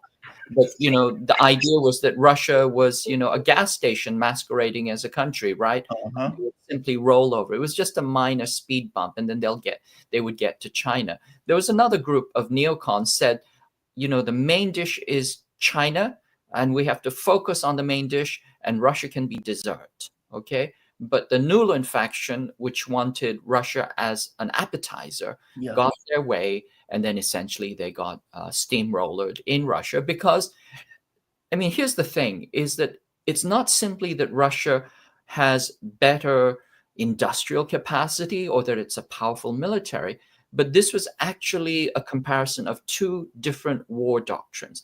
The US and NATO have their own war doctrine. You know, it's combined joint armed forces doctrine, which comes out of a thing called air-land battle, which was the doctrine of war against the Soviet Union. And air-land battle is known as shock and awe. It's essentially coordinated network joint force attacks with vast and sudden shock attacks against the against the command and control. Yeah. That doctrine fell to pieces against a Russian doctrine, which is actually Soviet doctrine. And so we see these two doctrines have come, you know, head to head. And I'll also point out that air-land battle comes out of the Yom Kippur War. It's actually Israeli war doctrine. Yes, it's Israeli war doctrine, which was transposed to Europe and the United States. And it was successful when they were, fighting, goat herders in sandals. Right. But it doesn't work against a peer adversary who's capable of waging electronic warfare. And we see the same failure in the Middle East right now. Israeli war doctrine is not going well. That's why they're negotiating the ceasefire with, Hezbollah and Lebanon. We'll see what actual results are. So there's a fundamental failure that happened of U.S. war doctrine and U.S. military might and NATO military might. This is a huge humiliation, and it signals essentially that the empire has lost its teeth. It doesn't have that bite anymore. And this is creating all kinds of anxiety within the imperial core, within the leaders of the ruling elite of the imperial core. But instead of facing reality, essentially they're just creating a little fantasy for themselves. So, we need to escalate in order to de-escalate, as if they could escalate further, as if they haven't noticed that Russia has the equivalent of a strategic weapon that does not cross the nuclear threshold. That Oreshnik weapon, that thing's terrifying. It's terrifying. It's the equivalent of a tactical nuke without being nuclear. And so you hear the stunned silence from the Western media and the Western capitals. But there has been a strategic shift in the nature of the battle. And instead of accommodating that reality, they're choosing to continue to, float in cloud cuckoo land and spew in inanities and insanities like the current moment. Yeah, they're out their minds. And when I hear people who are out of their minds, who are getting other people killed, it makes me very worried. Because I agree with you. They don't seem to be able to accept, oh my God, we lost. Like they staked all of that on Ukraine, all of the political acumen, economic all of that stuff. And Russia, as I said before, has been fighting this with their arm tied behind their back. They had the Oreshnik sitting in a closet somewhere that they could have used at any point in this 3 years. And they just chose not to. Like they have literally been fighting this as a special military operation as opposed to being a war. It's fascinating. Watching the West kind of come into grips with, oh my God, we don't have anything like that. is a bit weird. I mean, from my understanding, China has weapons like this. I've seen China use hypersonic weapons. Hell, I've seen China use satellite destroying weapons going back like 10 years ago, where And they also did have this. rail guns. They have working rail guns. These are magnetic cannons. Right. Yes. So I mean, there are all kinds of things that are being kept in reserve, and at the same time, U.S. military industrial capacity has gone the way of the rest of its industrial diminished. capacity. Yeah. Wow. KJ, I also saw something, and I want to get your take on. So this guy has been dragged to court, a banker. Apparently, he is responsible for stealing $16 million, 16.8 in like embezzlement or something to that effect. And he is given 2 years. Well, okay, from my understanding, it's either an execution or 2 years, providing he doesn't do anything in 2 years that breaches the law. Then he will be put in prison for life. Am I getting that right? Yes, you're right. You see, China technically has the death sentence, but it actually very, very rarely imposes the death sentence. The death sentence is more of like a symbolic sentence. It means that you have done something really, really unacceptable for society. And so what they usually impose is what's called death sentence with reprieve, which means that during a period of 2 years, if you do not commit any further crimes, and it's actually pretty unusual for people to commit further crimes once they are incarcerated, at least. Right. Well, that was the part that I didn't quite understand. Because because in the States, it sounds like, so in the States, it would be something like, okay, you'll have a pardon.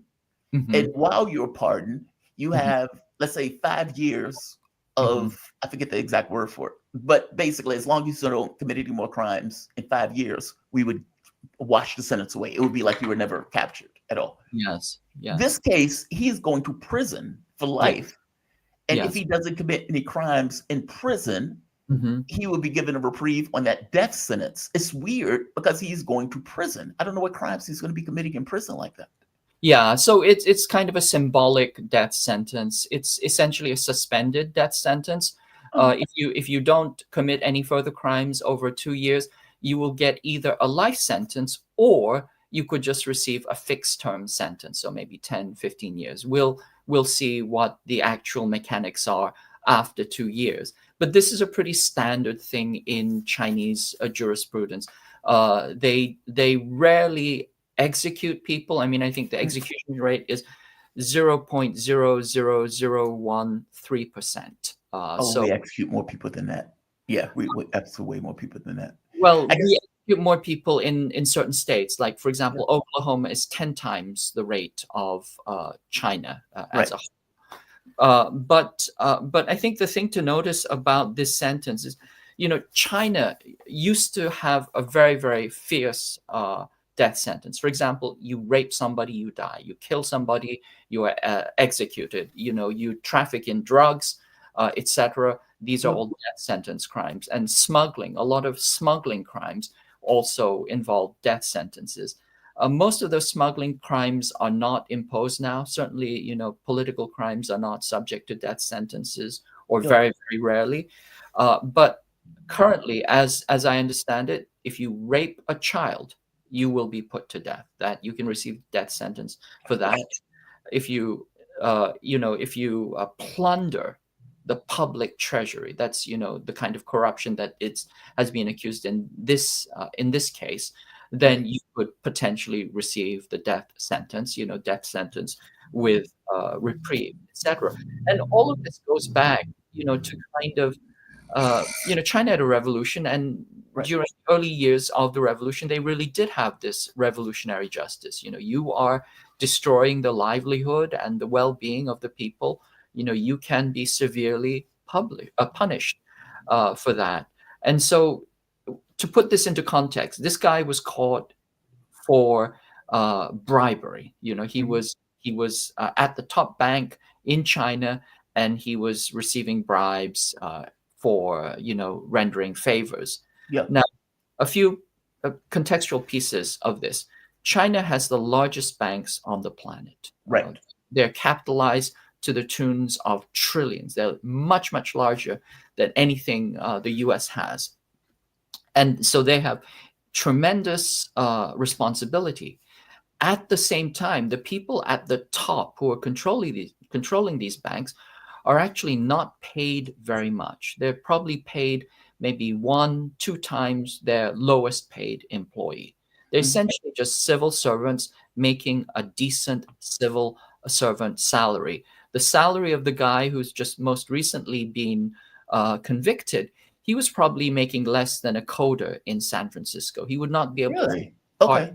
Yeah. Yeah, in the States, he would be millionaire in the States. He would be paid fat. Yeah. Yes. I mean, I think somebody like Jamie Dimon, who would be his counterpart, Jamie Dimon would be making, 4,000 times what his employees make, right? But in China, it's a much, much a horizontal system. You are a public servant, and you do not get to abuse your position of power or privilege as a public servant. You'll get a nice apartment. It looks like probably like a nicely fitted hotel suite. And there'll be a canteen where you can get good, cheap, nutritious food. You may or may not have, a car and a driver, but you certainly do not get billions in shares and dividends, and you certainly do not get to abuse your power and privilege. And this guy did. He apparently took millions in bribes. And they tracked him down, and then they, said this is, failure on all levels. You have abused the public trust, and therefore we are going to sentence you to a death sentence, which is suspended. And the Chinese have this thing called the pig kill list, colloquially known as the pig kill list. Essentially, if you are accruing vast amounts of private wealth, that means that you have been probably not doing your job, ethically, and you will sooner or later, the hammer is going to come down on you. That's so wild. Like, this is the difference. It's like, I think I've before, and I'll let you go after this. I've always wondered, how does China maintain? Because from my point of view, it's almost like China uses capitalism. It's a communist country that uses capitalism to build wealth, but doesn't allow capitalism to take over the country.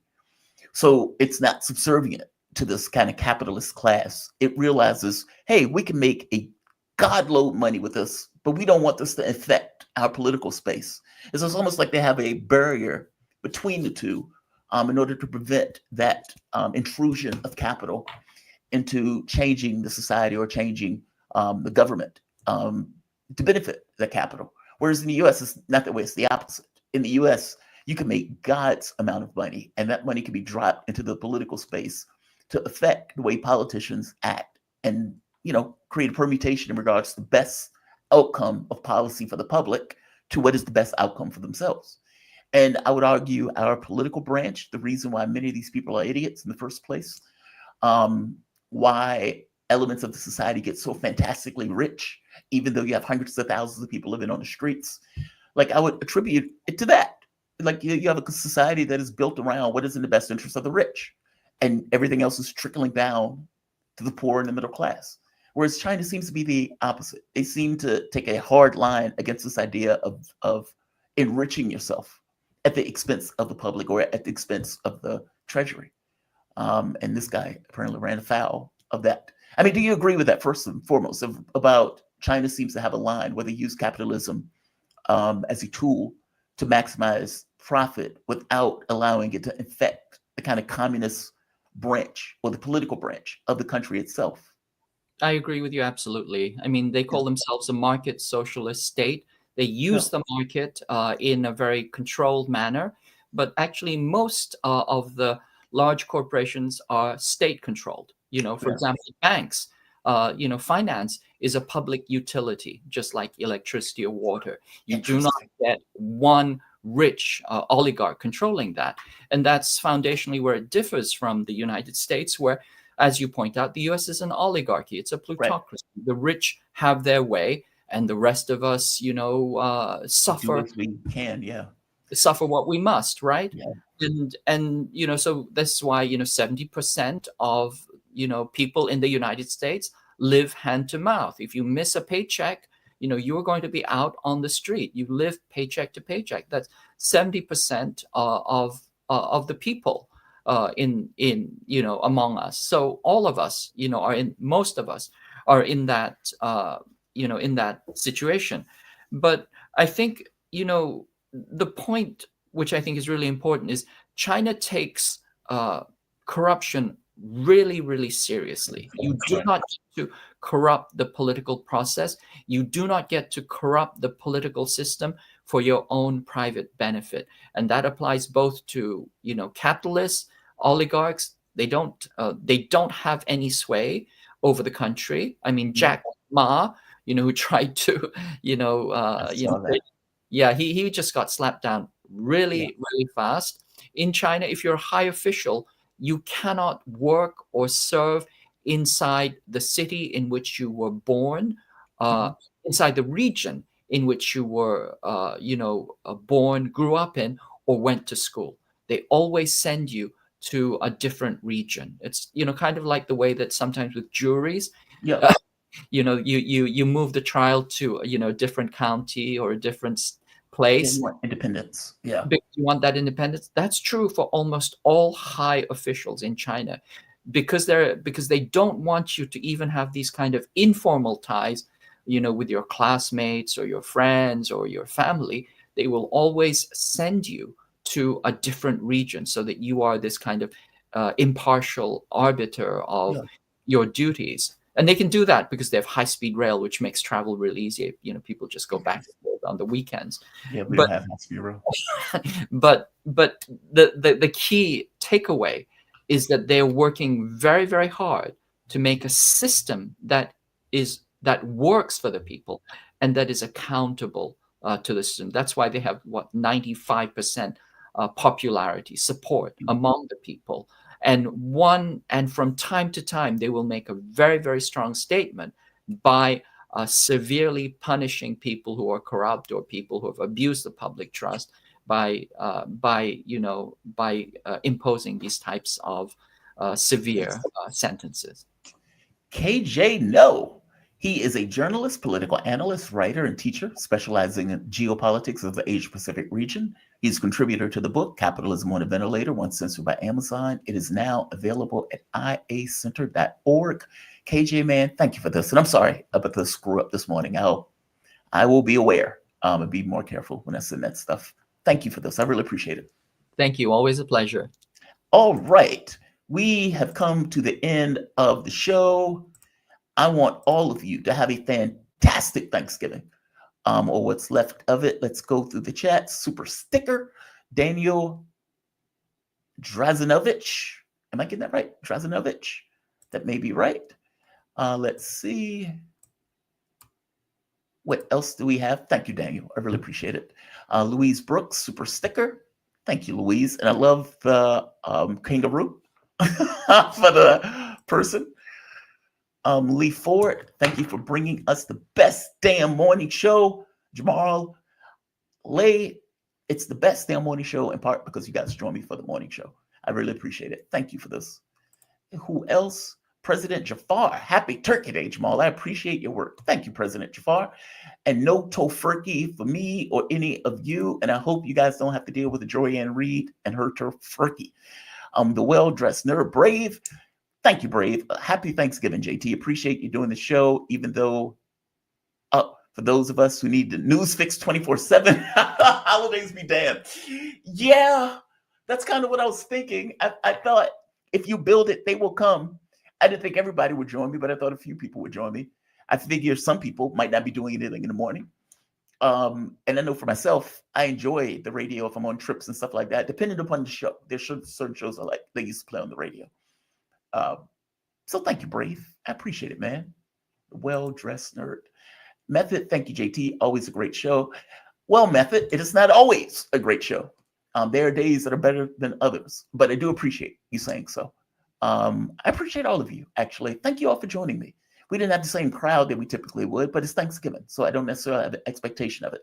Not to mention there was nobody from America that was on the show. Everybody was celebrating their holidays except for us.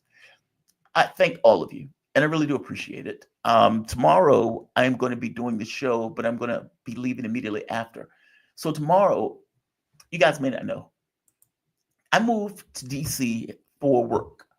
My association with DC, I don't necessarily like being here, but all things being equal, it was for the job, and I was perfectly fine with being here for the job. Now that I no longer have that job, being in DC is not necessarily a requirement. I could be anywhere. And so if a radio show opens up in Timbuktu, I guess I will be going to Timbuktu. It's no different to me than being in DC. What's the difference? You take a flight, you get from point A to point B.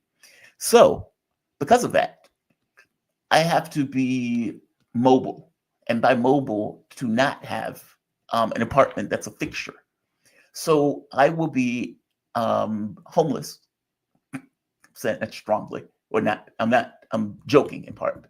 But I'm going to be doing Airbnbs up to the point where I find another position, or to the point where this becomes stable and I start doing this as a formal job.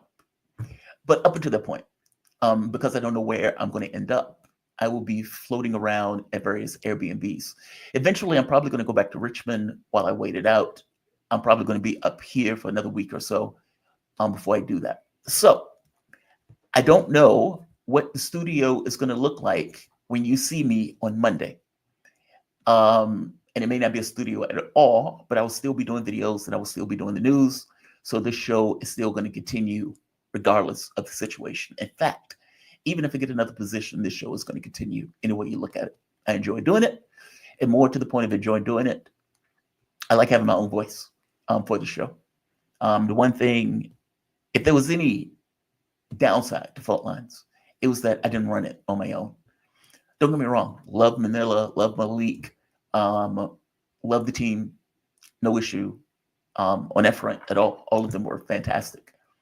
By the same token, being able to do something on your own and give it your own vision is a different animal as opposed to having to work in a team and work with other people, and people are tugging and pulling for things that they want the show to be.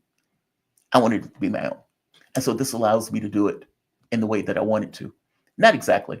I mean, some of the stuff, booking guests is always an issue because you're always, I've complained about booking guests before. It's my own insecurities associated with that. I just have to ignore it. But getting multiple people for panels is one of the things that I want to add to the show. Chess night is going to be a thing for the show at some point, and also probably giveaways for t-shirts once I get those looking in the way that they're up to snuff. But stick with me. I appreciate all of you being here. I appreciate all the support and all of the likes, all of the shares, all of the subscriptions, all of that stuff. I appreciate all of you guys. You guys make the show possible. Is that true? Yeah, that's true. Oftentimes when I talk, I have this thing in the back of my head that says, well, wait a minute, that's not true because of so and so and so and so. In this case, I was thinking when I first started the show, there was nobody here. I started the show screaming in a farce. It wasn't like I was on TYT or on somebody other network. I started this from scratch. And it was this kind of podunk phone camera. And eventually it escalated to, hey, let me add a desk. And let me add this. And let me add this. And eventually it just kind of grew and became its own thing. They called it The Other Woman because at 2 a.m, I would be sitting here doing videos with a wife or girlfriend somewhere else. But look, I'm going to end this. Thank you all. I appreciate it. You guys have a fantastic Thanksgiving, Turkey Day, Indigenous Day, whatever you want to call it. You have a fantastic holiday. I will see you guys bright and early tomorrow morning, 7 a.m., 10 a.m., the Jamal Thomas Morning Show, the best damn morning show covering international and domestic news and politics and giving commentary on top. Have a good one, all. I'll see you tomorrow.